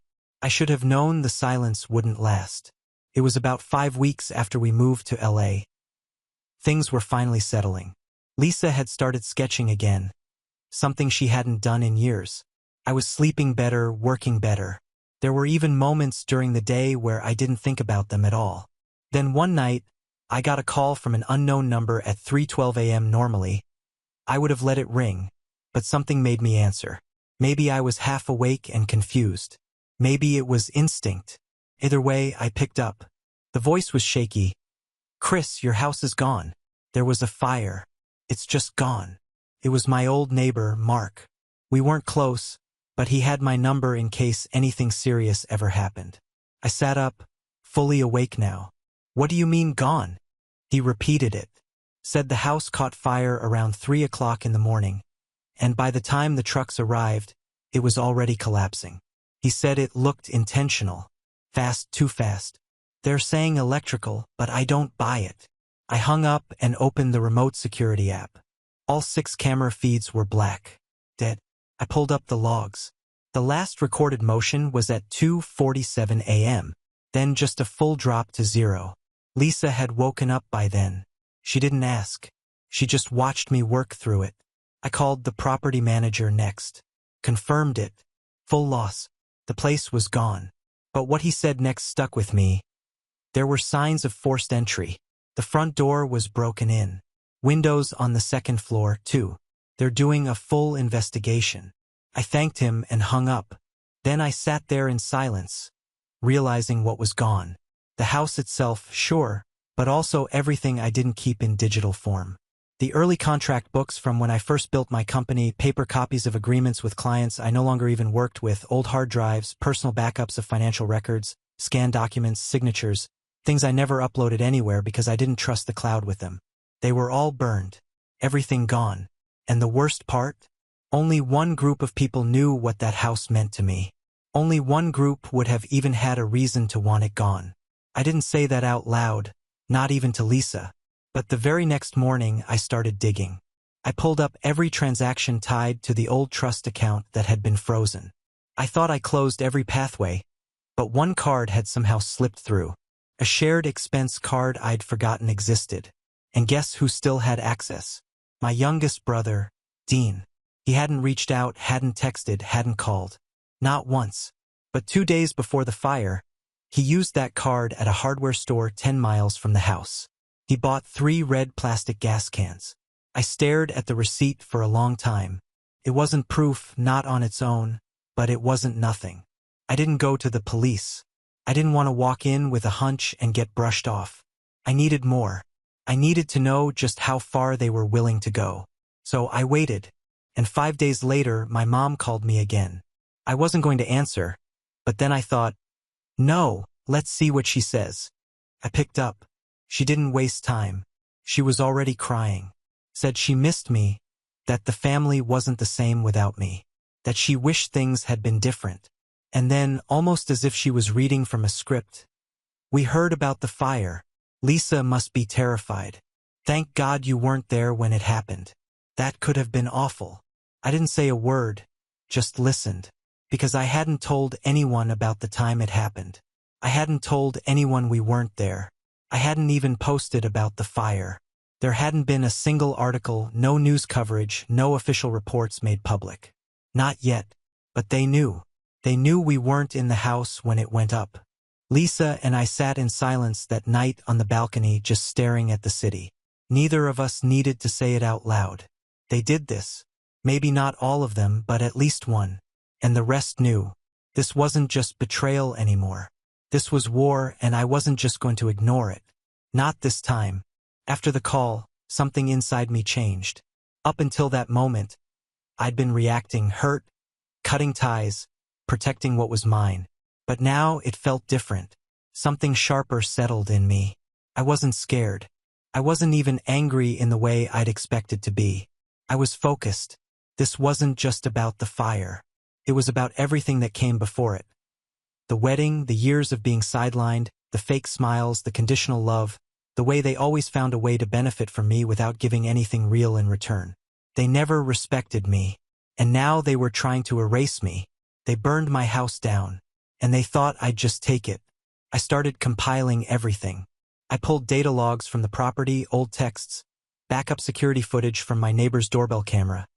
Anything that showed who was near my house the night of the fire. There it was, 2:41 a.m. Car I recognized. Dean's. You could barely make out the plates, but it was there, parked on the street, then gone by 2:53 a.m. Still not enough for police, but enough for leverage. Lisa was watching me build the file and finally asked, "What are you going to do with all this?" "I'm going to make sure they never recover from it." She didn't ask for details, just nodded and said, "Then I'm with you." I contacted an attorney I knew, someone I'd done contract work with, the kind of guy who owed me a favor and didn't ask too many questions. I laid out everything I had, told him I wasn't ready to press charges yet, but I wanted to lock every asset, every joint account, every lingering tie I might have missed. Within 72 hours, it was done. Legally frozen. Every last cent they still had access to, gone. Then came the real hit. I contacted 2 of the companies my family had relied on for funding. One of them was a mid-sized logistics company that my father technically owned, but that I financed during its startup years.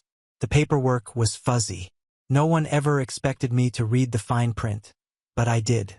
Turns out the controlling interest had quietly reverted to me 2 years ago when my dad missed the contractual milestone. They never noticed, so I pulled out, sold the controlling shares to an outside party.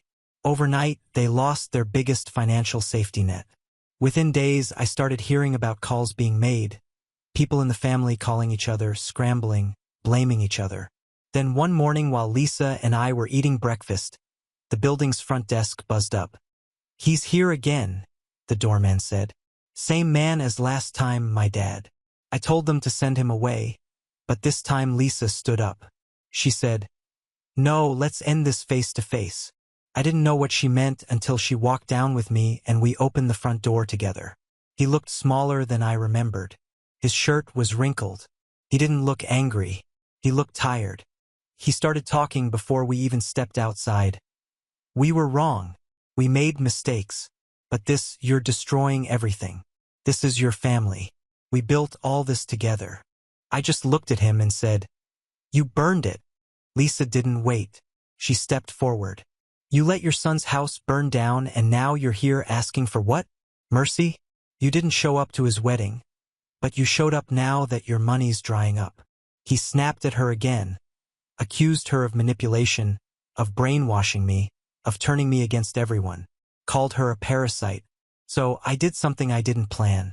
I pulled my phone from my pocket and hit record.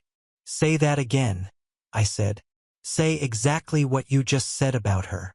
He backed off, suddenly realizing what I was doing. "You think this is just about money? You think you can insult the only person who's ever stood by me and expect me to come running because things are hard now? No. You burned that bridge the moment you all stepped on that boat in Maui."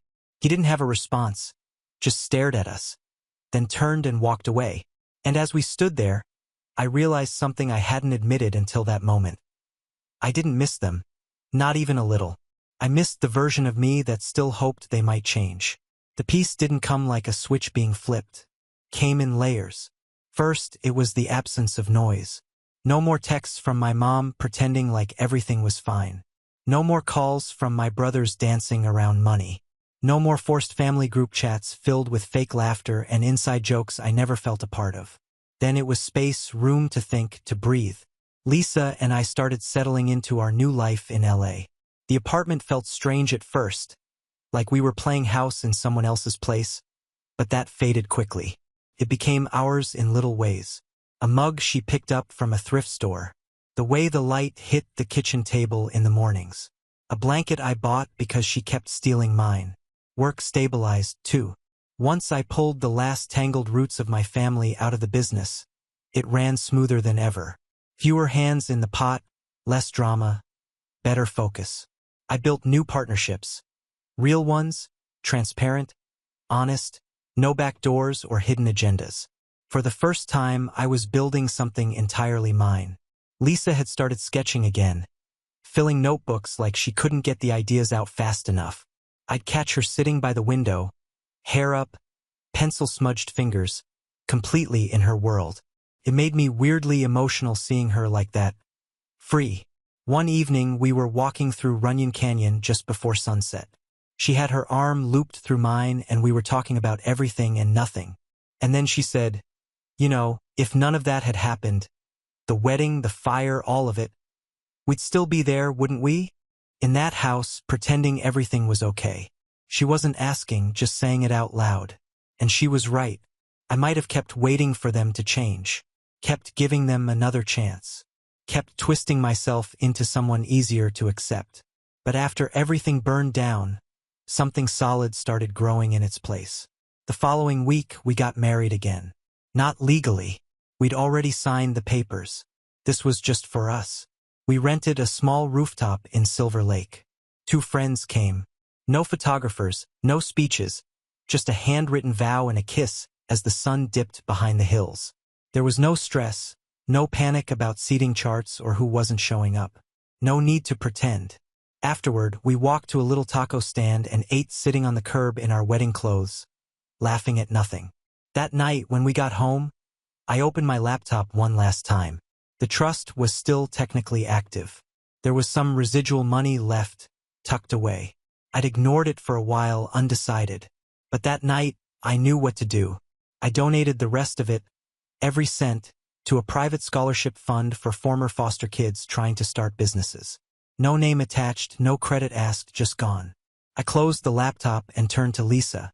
She was lying on the couch with her head on a throw pillow, flipping through one of her sketchbooks. She looked up and said, "You look lighter." "I am," I told her, and I meant it. There was a version of me I'd carried for years. The one who wanted to belong, to be accepted, to not always feel like an outsider in his own life. That version was gone now. Not bitter, just gone. In its place was this, a quiet life. A woman who never once made me feel small. Work that didn't leave me drained. Mornings that started slow and nights that felt earned. No more proving myself. No more waiting for a family that never really wanted to show up. No more apology for living life my way. They may have thought they were punishing me when they abandoned me on my wedding day. Maybe they thought the fire would break me, that I'd come crawling back. But all they did was give me exactly what I needed, a reason to walk away for good. And now I'm free. Now on to the next story. Story 6. They took my 6-year-old child to the playground and left her there. My mom said, "It'll toughen her up." I didn't yell. I made one quiet call to their landlord. Within hours, they were handed eviction notices. My family left red-faced and humbled. I just cuddled my daughter and said, "Lesson learned." But the next day, my parents knocked on my door at 6 a.m. I opened the door and saw. I nearly blacked out when my mother said it. They came back without Isla. My 6-year-old daughter, my mother, and sister walked into Jake's backyard with paper plates in their hands like nothing was wrong. Like they hadn't just abandoned a child. People were gathered around the grill, laughing about something my uncle said. My cousin was blasting country music from a speaker balanced on a cooler. It was just another summer barbecue, except my daughter was missing. "We left her at the playground," my mother said, wiping barbecue sauce off her fingers with a napkin. "It'll toughen her up." I stared at her, thinking maybe this was some kind of joke, a bad one. But she wasn't joking. She and my sister were acting like they'd done something noble, like this was some parenting tactic that would win them an award. My sister shrugged and said something about kids these days being too soft. I looked around the yard, expecting someone else to react. Leia was inside helping with drinks. No one else seemed to notice the punch to my gut. My kid was alone at a public park. And my own mother was proud of it. I didn't lose it. I didn't throw a fit or shout across the yard. I just walked away, pulled out my phone, and made one quiet call to their landlord. I didn't give him a speech. I didn't try to justify anything. I just told him that the tenants in Unit 2C had deliberately left a 6-year-old child at a playground alone because they didn't think she belonged in their family. I told him that these were not people anyone should rent to. He said, "I'll take care of it." Then I hung up. Yayla and I got in the car. No one stopped us. No one said anything. I don't think they even noticed we left.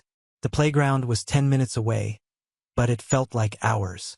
The whole ride there, Leia kept whispering Essay's name like a prayer, as if somehow saying it would protect her until we got there.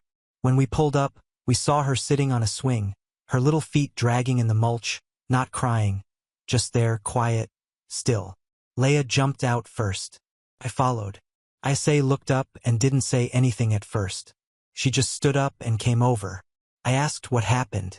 She said, "They told me I don't have a place in the family, that I should go find where I belong." Then she paused and added, "So I waited. I still don't know how I didn't scream right then. My heart shattered, but I couldn't show it." We brought her home, gave her some ice cream, and turned on her favorite movie. She fell asleep in the middle of it with her head on Leia's lap. That night, I sat awake in the dark, thinking about all the little moments. The way my mother had always side-eyed Leia, the comments she'd make at holidays about real American families. The way she once said I had watered down our roots. I brushed it off for years. I thought she was just ignorant, not dangerous.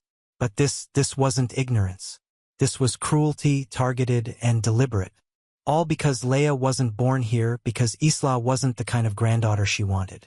At 8:47 p.m., I got the confirmation text. The eviction notice had been served. That fast, that clean. I didn't tell Yayla right away. I just kissed her head and said, "Lesson learned." But the story wasn't over. At 6 a.m. the next morning, I heard a knock at the door. I thought maybe it was a neighbor or some delivery. But when I opened it, there they were. My mother, my sister, and her deadbeat boyfriend. All of them standing on my porch with duffel bags and suitcases like they were checking into a hotel. My mother gave me this practice smile, the same one she used when she used to lie to my teachers about why I missed school.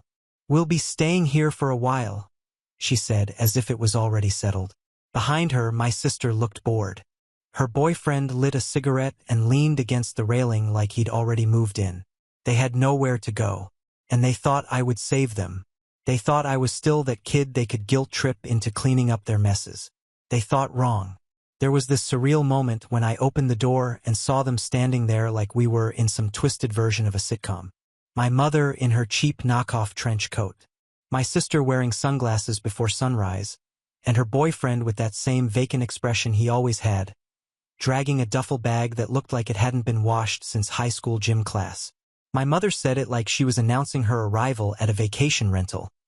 "We'll be staying here for a while." It was 6 o'clock in the morning. They all had bags. My front porch looked like a bus terminal. For a second, I didn't say anything. I just stood there staring at them like maybe I was still dreaming. But I wasn't. And the longer I stared, the more I felt that slow burn of disgust rising up in my chest. Yayla came around the corner behind me holding a cup of coffee. She saw them and didn't blink. She didn't say anything, but she didn't have to. We were on the exact same page. I stepped out just far enough to make sure they couldn't push past me. "No," I said. "You're not staying here." My mother narrowed her eyes like she hadn't heard me correctly. My sister looked genuinely offended. Her boyfriend muttered something and leaned against the porch railing like he had squatter's rights. "What do you mean no?" my sister asked. "We're family," I said. "You left my daughter alone in a public park. You don't belong in this house." My mother started in on one of her monologues, something about how I was overreacting, how kids need to learn resilience, and how Leia was probably exaggerating the whole thing because children make up stories. That line made Leia inhale sharply behind me, but still she said nothing. I cut her off. Told her Isla didn't make up anything. That she was 6, not stupid. That she said they told her to go somewhere else because she didn't belong. That she sat on a swing for over 2 hours because she didn't know where else to go. She was never in danger, my mother said. It was broad daylight. "You don't get to decide what danger is," I told her. "You don't even get to say her name in this house anymore." My sister tried a different angle. Said maybe we were overtired, overwhelmed. That maybe Leia was in my ear too much. That maybe being married to someone who doesn't understand how American families work had made me forget where I came from. That was it. That was the moment. I stepped back inside, closed the door slowly, and locked it. They knocked for 10 more minutes, then cursed, then sat on the steps for a while until the neighbor came out and asked if there was a problem. They left not long after. Isa woke up a little before 8. She didn't mention them once. Just asked if the pancakes were ready and if she could wear her yellow shirt. That crushed me more than anything. She'd already filed it away somewhere in her mind. The part where people she thought loved her just left her behind. Around noon, my phone buzzed. A long text from my sister talking about how hurtful I was being, how they were just trying to help, and how she needed $3,000 to cover a deposit on a new place. I didn't respond. 2 hours later, my mother left a voicemail saying she was staying with a friend for now, but they wouldn't be there long and maybe it was time we all just moved on from that little misunderstanding. I saved the voicemail and deleted the message. Then I turned off notifications from both of them. Yayla and I didn't even have to discuss it. We've been through worse, but this was different. This was betrayal, clear and sharp. This was the kind of thing you don't bounce back from. We didn't speak to them the rest of the week, but I knew it wasn't over. Not by a long shot. A week passed without a word. It was quiet, almost too quiet. Leia and I kept our routines, took Isla to school, went to work, ate dinner, and watched old movies at night. But under it all, there was tension. I kept expecting something. A text, a knock, a dramatic voicemail. Something. It finally came in the form of an email. It was from a law office I didn't recognize. The subject line was, "Housing Dispute Mediation Request." First, I thought it was spam. Then I opened it and saw my mother's name listed right at the top along with my sister's. They were trying to claim that I had unfairly denied them residence in what they called a family-owned home. Technically, the house was in my name. I bought it 2 years ago. No one else had ever been on the deed. But somehow they were attempting to argue that because I had allowed them to stay there temporarily years ago during a rough patch, that I had established a precedent. Their lawyer wanted an amicable conversation about options for temporary residency or financial compensation for relocation. I sat there reading the email twice, then 3 times. It was unbelievable. They had truly convinced themselves that they were the victims in all this. When I showed it to Leia, she didn't even blink. "They don't want to live here," she said. "They just want to take something from you." She was right. It was always about control. They didn't want shelter. They wanted access. Still, the fact that they were willing to go legal, that was new. That was escalation. I called my own lawyer, explained the situation. He wasn't worried. "They have no legal ground," he said. "But they might drag it out just to mess with you. Waste your time and energy." That's what got me. The energy. The attention they would steal from Isla, from Leia, from the life we were trying to build away from them. I told Leia I had an idea. She didn't like it at first, but she knew where I was coming from. I had my lawyer draw up a contract, a loan agreement for $15,000. Strict terms. No further contact beyond repayment updates. No visits, no legal claims. Failure to pay within 18 months would trigger a lien on whatever vehicle or property they had by then. It was airtight. I emailed it to them without a word. 2 days later, my sister called. Her voice was syrupy sweet. She said they appreciated the gesture and were willing to move forward and let bygones be bygones. I told her I'd meet them at the lawyer's office. Public, neutral, no surprises. They signed. I wired the money. I watched them walk out of that office, clutching the check like they'd won something. But they hadn't. They didn't realize what they gave up by signing that paper. They were out of our lives now. Or so I thought. I thought giving them the money would be the end of it. I thought I could buy some peace, draw a clear line, and finally move on. That was the deal. $15,000. A signed contract. No contact, no drama. But I underestimated how deeply my mother needed to control the narrative. Being cut off wasn't just an inconvenience for her. It was a humiliation. And humiliation in her world had to be answered. Started slow. A few relatives calling me, acting like they were just checking in. But the questions weren't innocent. One of my uncles asked if I'd been feeling okay mentally. Said he'd heard I'd been really stressed lately. Then another cousin messaged Leia saying that family's hard sometimes and that maybe we should all just forgive and forget. We hadn't even told anyone what happened. But someone had. My mother. She was on the phone with relatives every day telling them how we kicked her out on the street. How we chose money over blood. How we forced her to take a payout like we were settling a lawsuit. She left out the part where she left my daughter alone on a public swing set for 2 hours. That part didn't fit the story she wanted to tell. They reinvented themselves almost overnight. My sister got a receptionist job at a local dental office, same one where she used to date the dentist, which is probably how she got in. My mother started working at a boutique downtown and posted daily photos of herself folding scarves and writing captions like, "Starting over isn't weakness. It's strength." Her boyfriend picked up a job at a car lot and started wearing sunglasses indoors like he'd become some kind of mogul. And everywhere they went, they talked to family, to neighbors, even to people at church. My aunt told me they stood up during some prayer group and asked for support because their son abandoned them after taking everything. She cried, said they were surviving in spite of betrayal. They didn't want money anymore. They wanted sympathy. They wanted attention.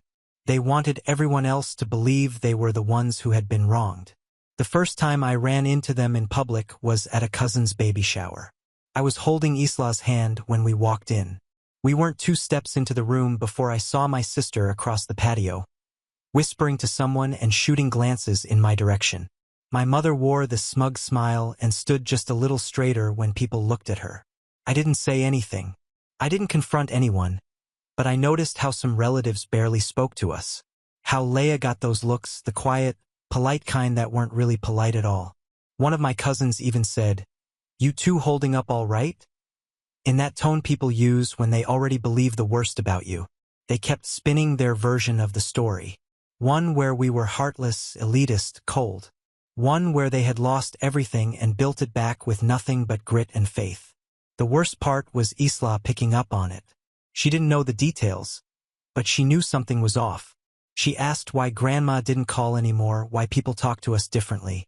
And I had to sit there trying to explain to a 6-year-old that sometimes adults behave worse than children. Leia stayed calm, but I could tell it was wearing on her. It was one thing to protect our daughter from direct harm. It was another to protect her from the quiet, corrosive kind, the gossip, the shame, the way people look at you when they think they know something they don't. I kept waiting for it to end, for them to get bored or distracted or find someone else to manipulate. But it wasn't ending. And that meant I had to do something next. 3 months. That's how long I gave them. 3 months of watching them parade around town, acting like they triumphed. Facebook posts about new beginnings, inspirational quotes about betrayal and resilience. My sister even gave some half-baked interview on a local podcast about starting over after toxic family dynamics. I couldn't make this up if I tried. They hadn't paid a dime of the loan, and I'd had enough. The tipping point came when Isla came home from school quieter than usual. After dinner, she asked if Grandma was mad at us because someone at school said we kicked her out and made her poor. She's 6. She shouldn't even be forming those kinds of sentences. And she definitely shouldn't be worried about who owes who money in the family. I didn't say much to Leia that night. Just walked to the garage, pulled out the file with the signed agreement, and placed it on the table like a chess piece. She looked at it, nodded, and said, "Do it." I made the call the next morning. I didn't get far into the conversation before my sister started laughing. Not a chuckle, a full laugh. Like I just told her I was applying to be Santa Claus. She said I was pathetic, obsessed, and that no one sues their own mother unless they're mentally unwell. I said, $15,000, one payment. End of story. She said, "Fine, you'll get what's coming to you then," and hung up. Sunday evening, just after sunset, the doorbell rang. I opened it to see the whole trio standing there. My mother, my sister, and the boyfriend. All of them looking smug, like they had rehearsed this moment. My mother had lipstick on like this was an event. My sister was holding her phone like she was recording, just in case I reacted. My mother handed me a box. It was a battered cardboard thing stained on the corners like it had been in someone's attic for a decade. She didn't even make eye contact. Just said, "We've decided to return what we owe. This should cover it." They turned around and walked down the steps. I didn't even open the box right away. Leia came into the hallway, saw it, and raised an eyebrow. "You want to wait until Isa's asleep?" she asked. I nodded. Later, when the house was quiet, we opened it on the kitchen table. Inside were 3 things. A crumpled envelope with $37 in mixed bills, mostly singles. One of the bills had pen scribbles on it. A faded photo from 2003. All of us smiling at a lake in a cracked plastic frame. There was a sticky note on the glass that read, "In case you forget who you really are." And finally, a dollar store plastic trophy that said "Number 1 Son," duct-taped to a half-used container of glitter slime from a kid's craft set. That was their idea of a repayment. A performance, a punchline. Leia didn't speak. She just picked up the contract and laid it next to the photo. I stared at the box for a long time, feeling nothing at first. Then slowly, this cold certainty started to settle in. This wasn't about money. This was about power, and they were daring me to escalate, thinking I'd flinch. I didn't. The next morning, I contacted my lawyer. We began the formal process of suing to enforce the loan contract, plus late penalties, plus damages. That same day, I also made a quiet call to a relative who still liked me enough to talk honestly. I wanted to know exactly what my parents were saying, what they were doing, what else they had in motion. What he told me stunned me. They weren't just playing the victim. They were planning to crash Isla's birthday. I hadn't told Isla much about the party. She just knew her friends were coming. There'd be cake, and we were renting one of those inflatable obstacle courses. It was going to be her first birthday since the fallout. Her first birthday without Grandma or Auntie Jess. Leia and I didn't plan to tell her why. She didn't need that yet. She just needed balloons and presents and people who loved her.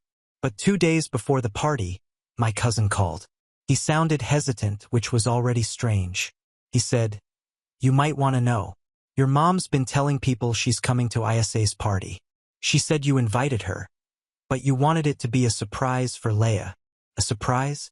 I nearly laughed, but it came out cold. Apparently, they had been calling relatives, the ones still neutral or afraid to pick a side, and telling them they'd be attending. They said they had to be there for Isla.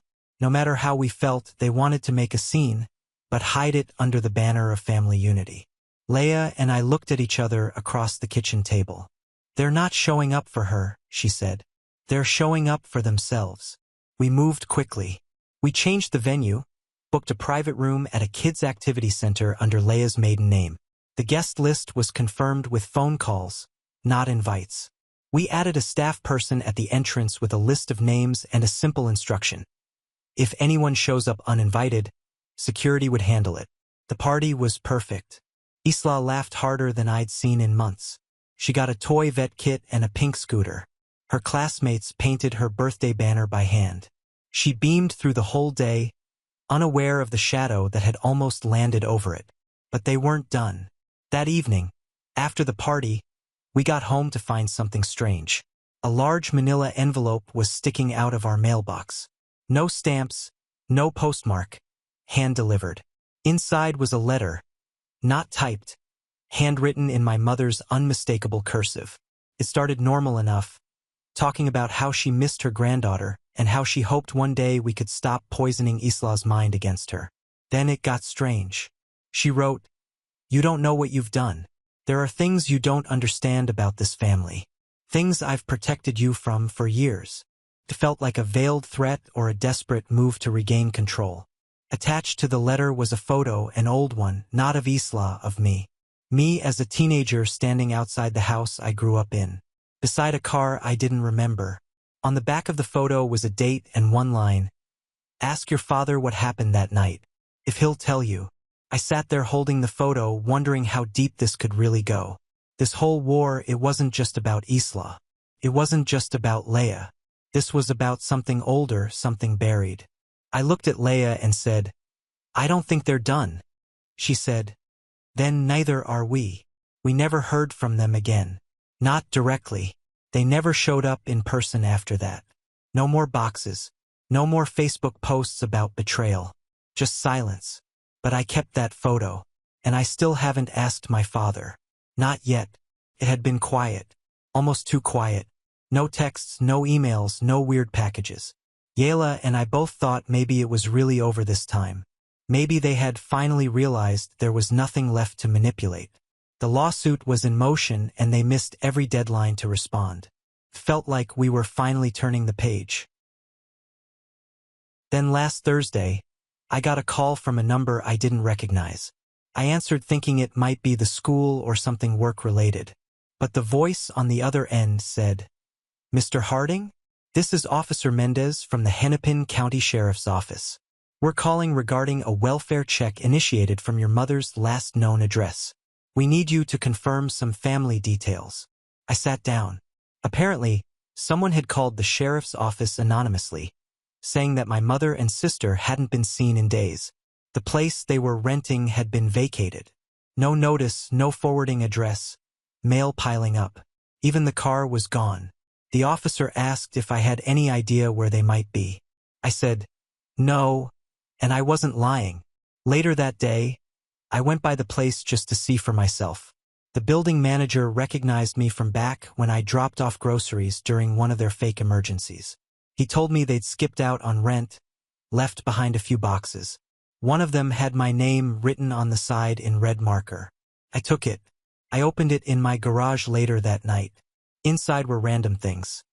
A cracked mug, an old winter scarf, some printed out emails between me and my sister, and a folder labeled "Legal Options, Brian." And at the bottom, another photo. Not of me, not of Isla.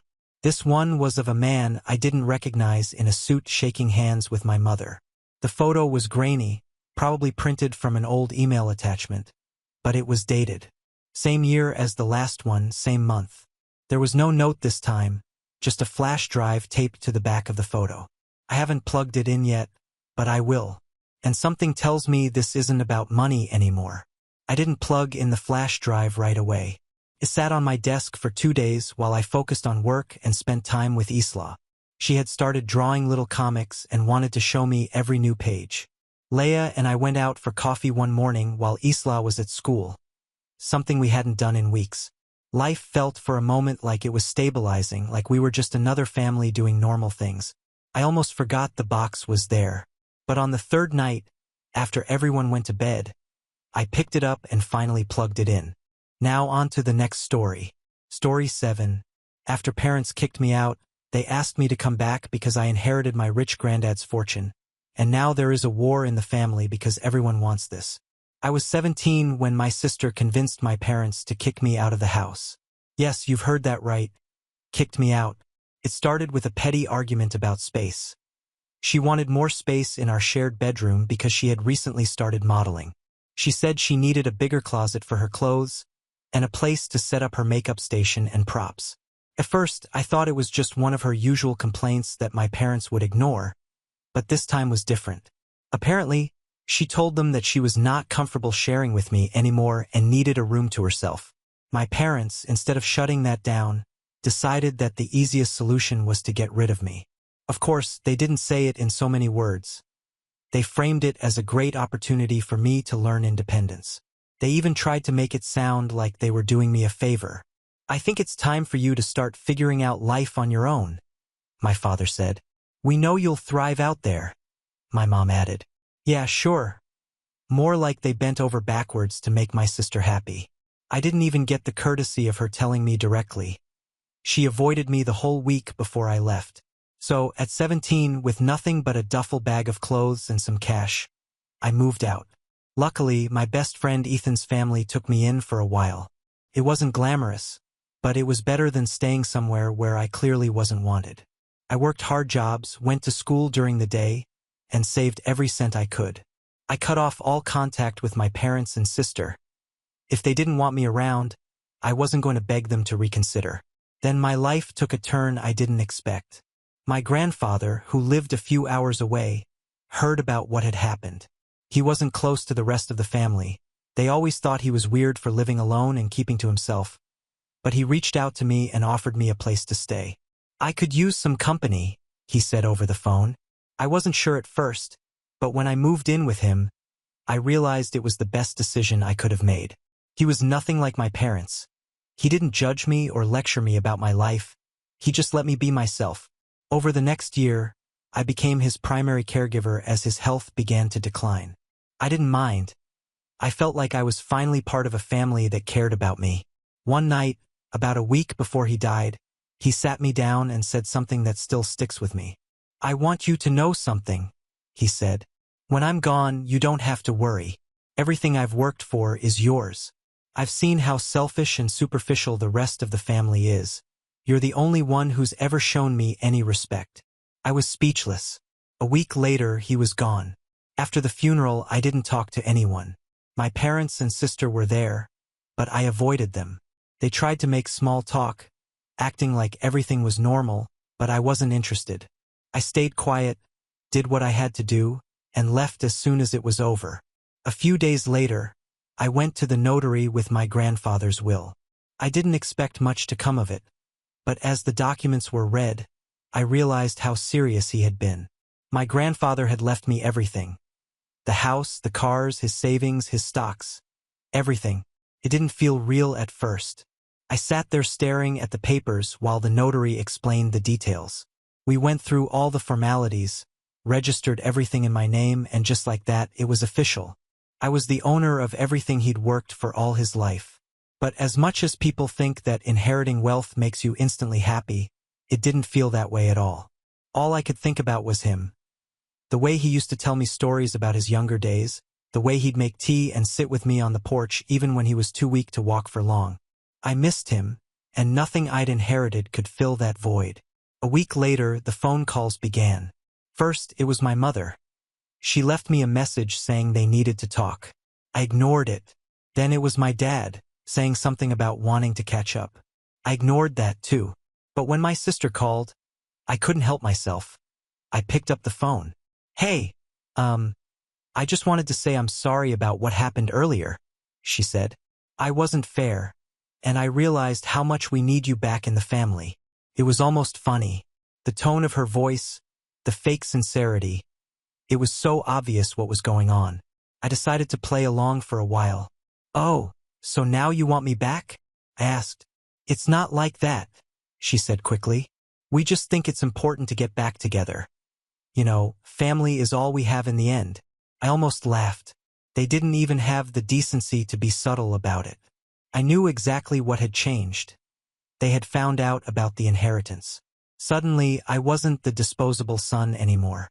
Against my better judgment, I agreed to meet with them, not because I wanted to reconcile, but because I wanted to see how far they'd go. I wanted to hear their excuses, their justifications, their pathetic attempts to make amends.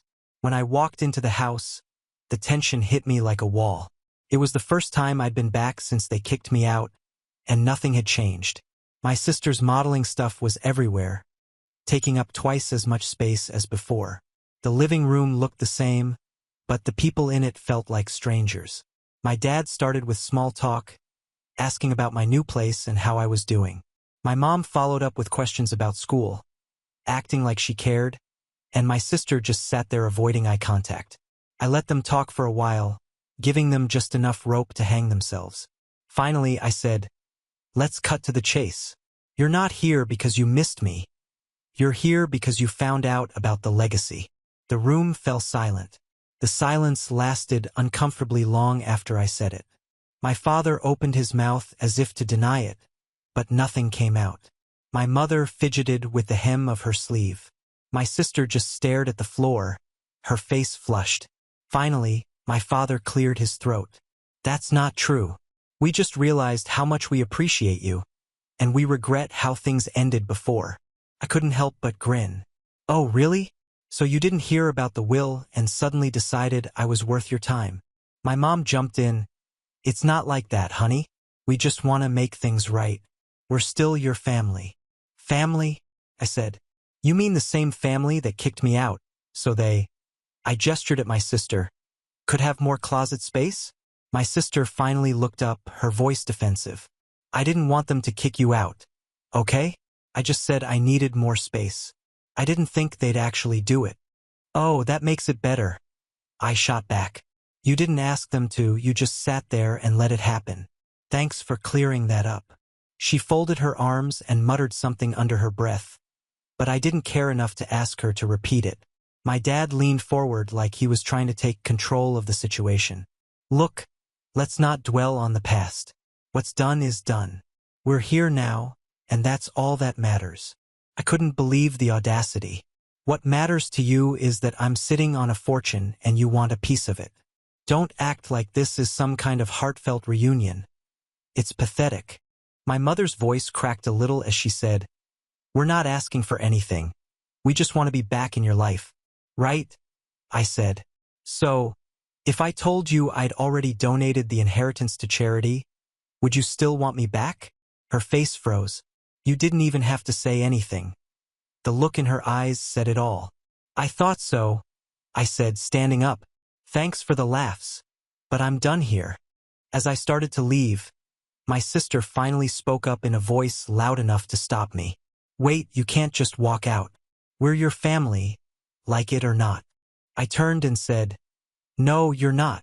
You made that clear the day you decided I didn't matter. If you want something, you're going to have to figure out how to get it on your own." With that, I walked out the door, but when I got to my car, I saw my father following me. He looked desperate, his hand reaching out as if to grab my arm. "Please," he said, his voice soft. "We're in trouble, financial trouble. We need your help." Hearing him say that almost stopped me. Almost. I turned and looked at him. "Trouble? Is that what this is about?" He sighed heavily as if carrying the weight of the world. "Things haven't been easy for us. The house, we're behind on the payments. Your sister's career hasn't taken off the way we thought it would. We've had to take out loans, big ones." "So now you're coming to me?" I asked. "After everything, you think I owe you something?" "I'm not saying you owe us anything," he said quickly. "But we're your parents. Families help each other, right? We made mistakes. Sure, but we're asking you for a chance to make things right." I stared at him for a long time. I couldn't tell if he was sincere or if this was just another act to manipulate me. Probably both. "What happened to all the independence you wanted me to learn?" I said. "Maybe it's your turn to figure it out on your own." "That's not fair," he snapped, his mask slipping for the first time. "We did what we thought was best at the time. We couldn't have predicted this would happen." "You mean you couldn't predict that I would end up with all of Grandpa's money?" I shot back. "If he had left it to you instead, would you even care that I exist now?" He didn't answer, which told me all I needed to know. "I have nothing more to say," I told him and turned to get in my car. But just as I opened the door, he said something that surprised me. "If you don't help us, we're going to lose the house. Is that what you want? For us to lose everything?" I paused, my hand on the doorknob. Part of me wanted to walk away without another word, to let them face the consequences of their actions, but another part of me was conflicted. This wasn't just about them. This was the house I grew up in. As much as I hated them for the way they treated me, it didn't feel good to think about that place being taken away. Still, I wasn't going to hand over the money just because they asked. "I'll think about it," I finally said, not looking at him. I got in the car and drove away, my mind racing.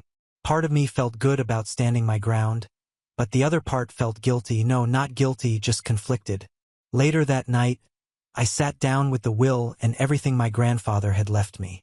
It was more than enough to pay off their debts and still have plenty left over for me. But was it worth it? Did they deserve it after all they'd done?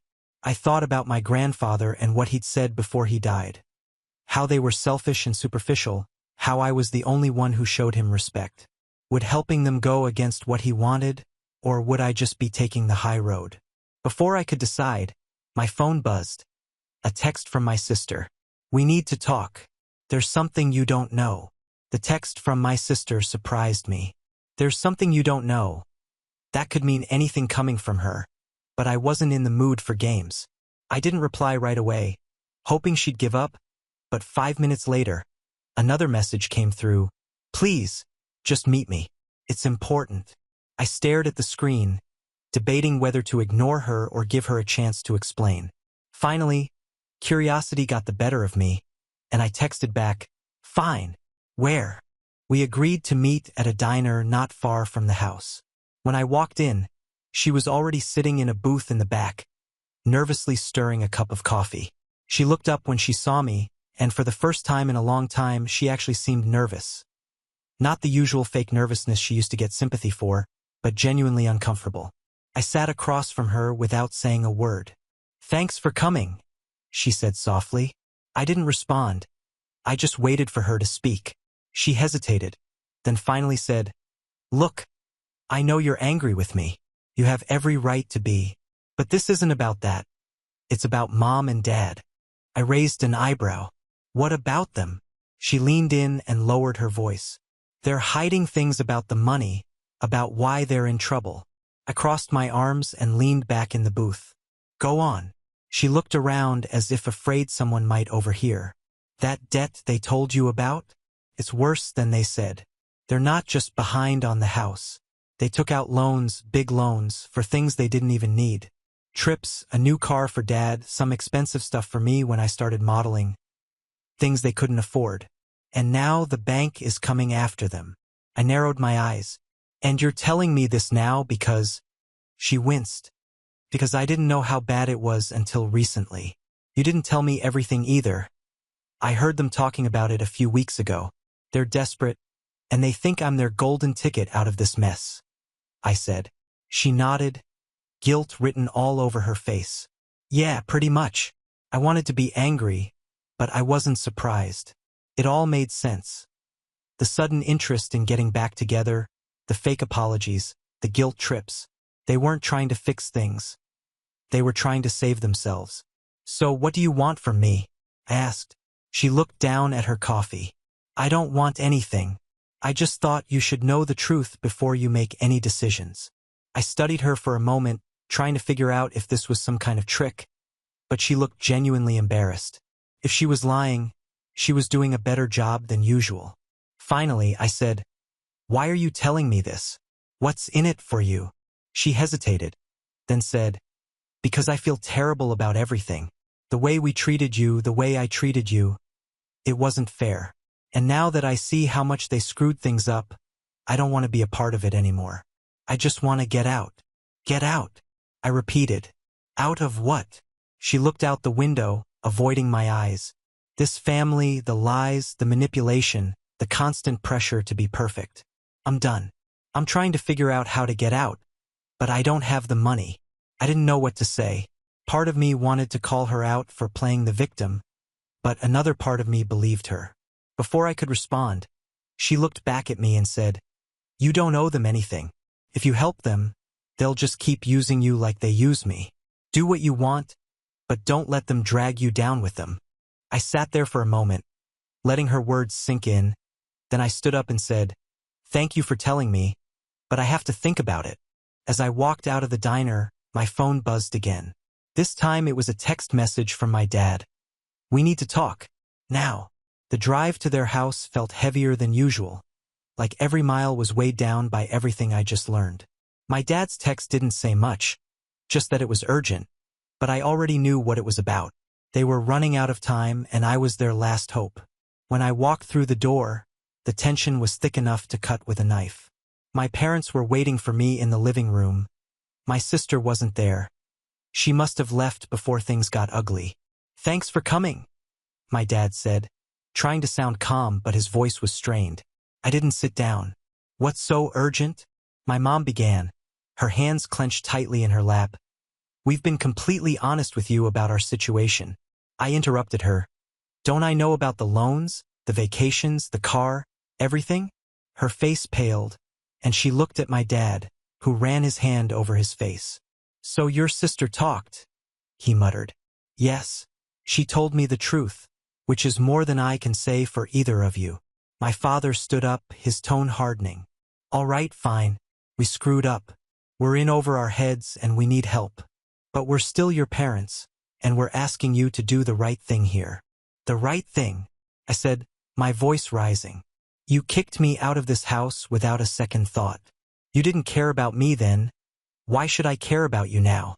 My mom looked like she was going to cry, but I didn't fall for it. You don't understand, she said. We had no choice. Things were tight even then, and we thought. You thought I was expendable. I finished for her. And now that Grandpa has left everything to me, suddenly I'm valuable again. That's all I am to you, isn't it? An account. My father's face hardened. It's not like that. Yes, it is. I shot back. You're only here because you need money. If Grandpa had left you the inheritance, you wouldn't even call me for a moment. No one said anything. Then my mother broke the silence. We'll lose the house if you don't help us. Is that what you want? For your family to be homeless? I let out a bitter laugh. My family? The same family that made me live on couches and scrimp and scrape for a year while you made sure they... I pointed to my sister's empty chair. Had all the space and clothes they wanted? Don't make me laugh. My father stepped closer. This isn't about the past. This is about now. You have a chance to fix this, to save us. No, I said firmly. I have a chance to save myself from ever being under your thumb again. That's what Grandpa wanted. He saw through you, and now so do I. My mother's tears finally began to fall. We are your parents. Please, don't let this be the end of us. I stared at her for a long moment, then said, It's already over. I turned and walked out the door without looking back. I kept waiting to feel bad. But I didn't. I felt free. I'd spent years thinking I wasn't good enough for them, that I'd somehow failed, but now I saw the truth. They didn't deserve my help, and they certainly didn't deserve my forgiveness. A week later, a neighbor told me that the bank had repossessed the house. My parents had to move to a small apartment in another city. My sister texted me once to say she'd moved out on her own and was working part-time while trying to rebuild her life. And me? I kept moving forward. I stayed in the house my grandfather left me, living the way he'd want me to on my terms. No guilt, no manipulation, no looking back. Just me, finally free of them. We have reached the end. If you enjoyed this video, please be sure to like and subscribe to the channel for more videos like this, and give us your thoughts about the stories in the comments section. Thank you and see you in the next video.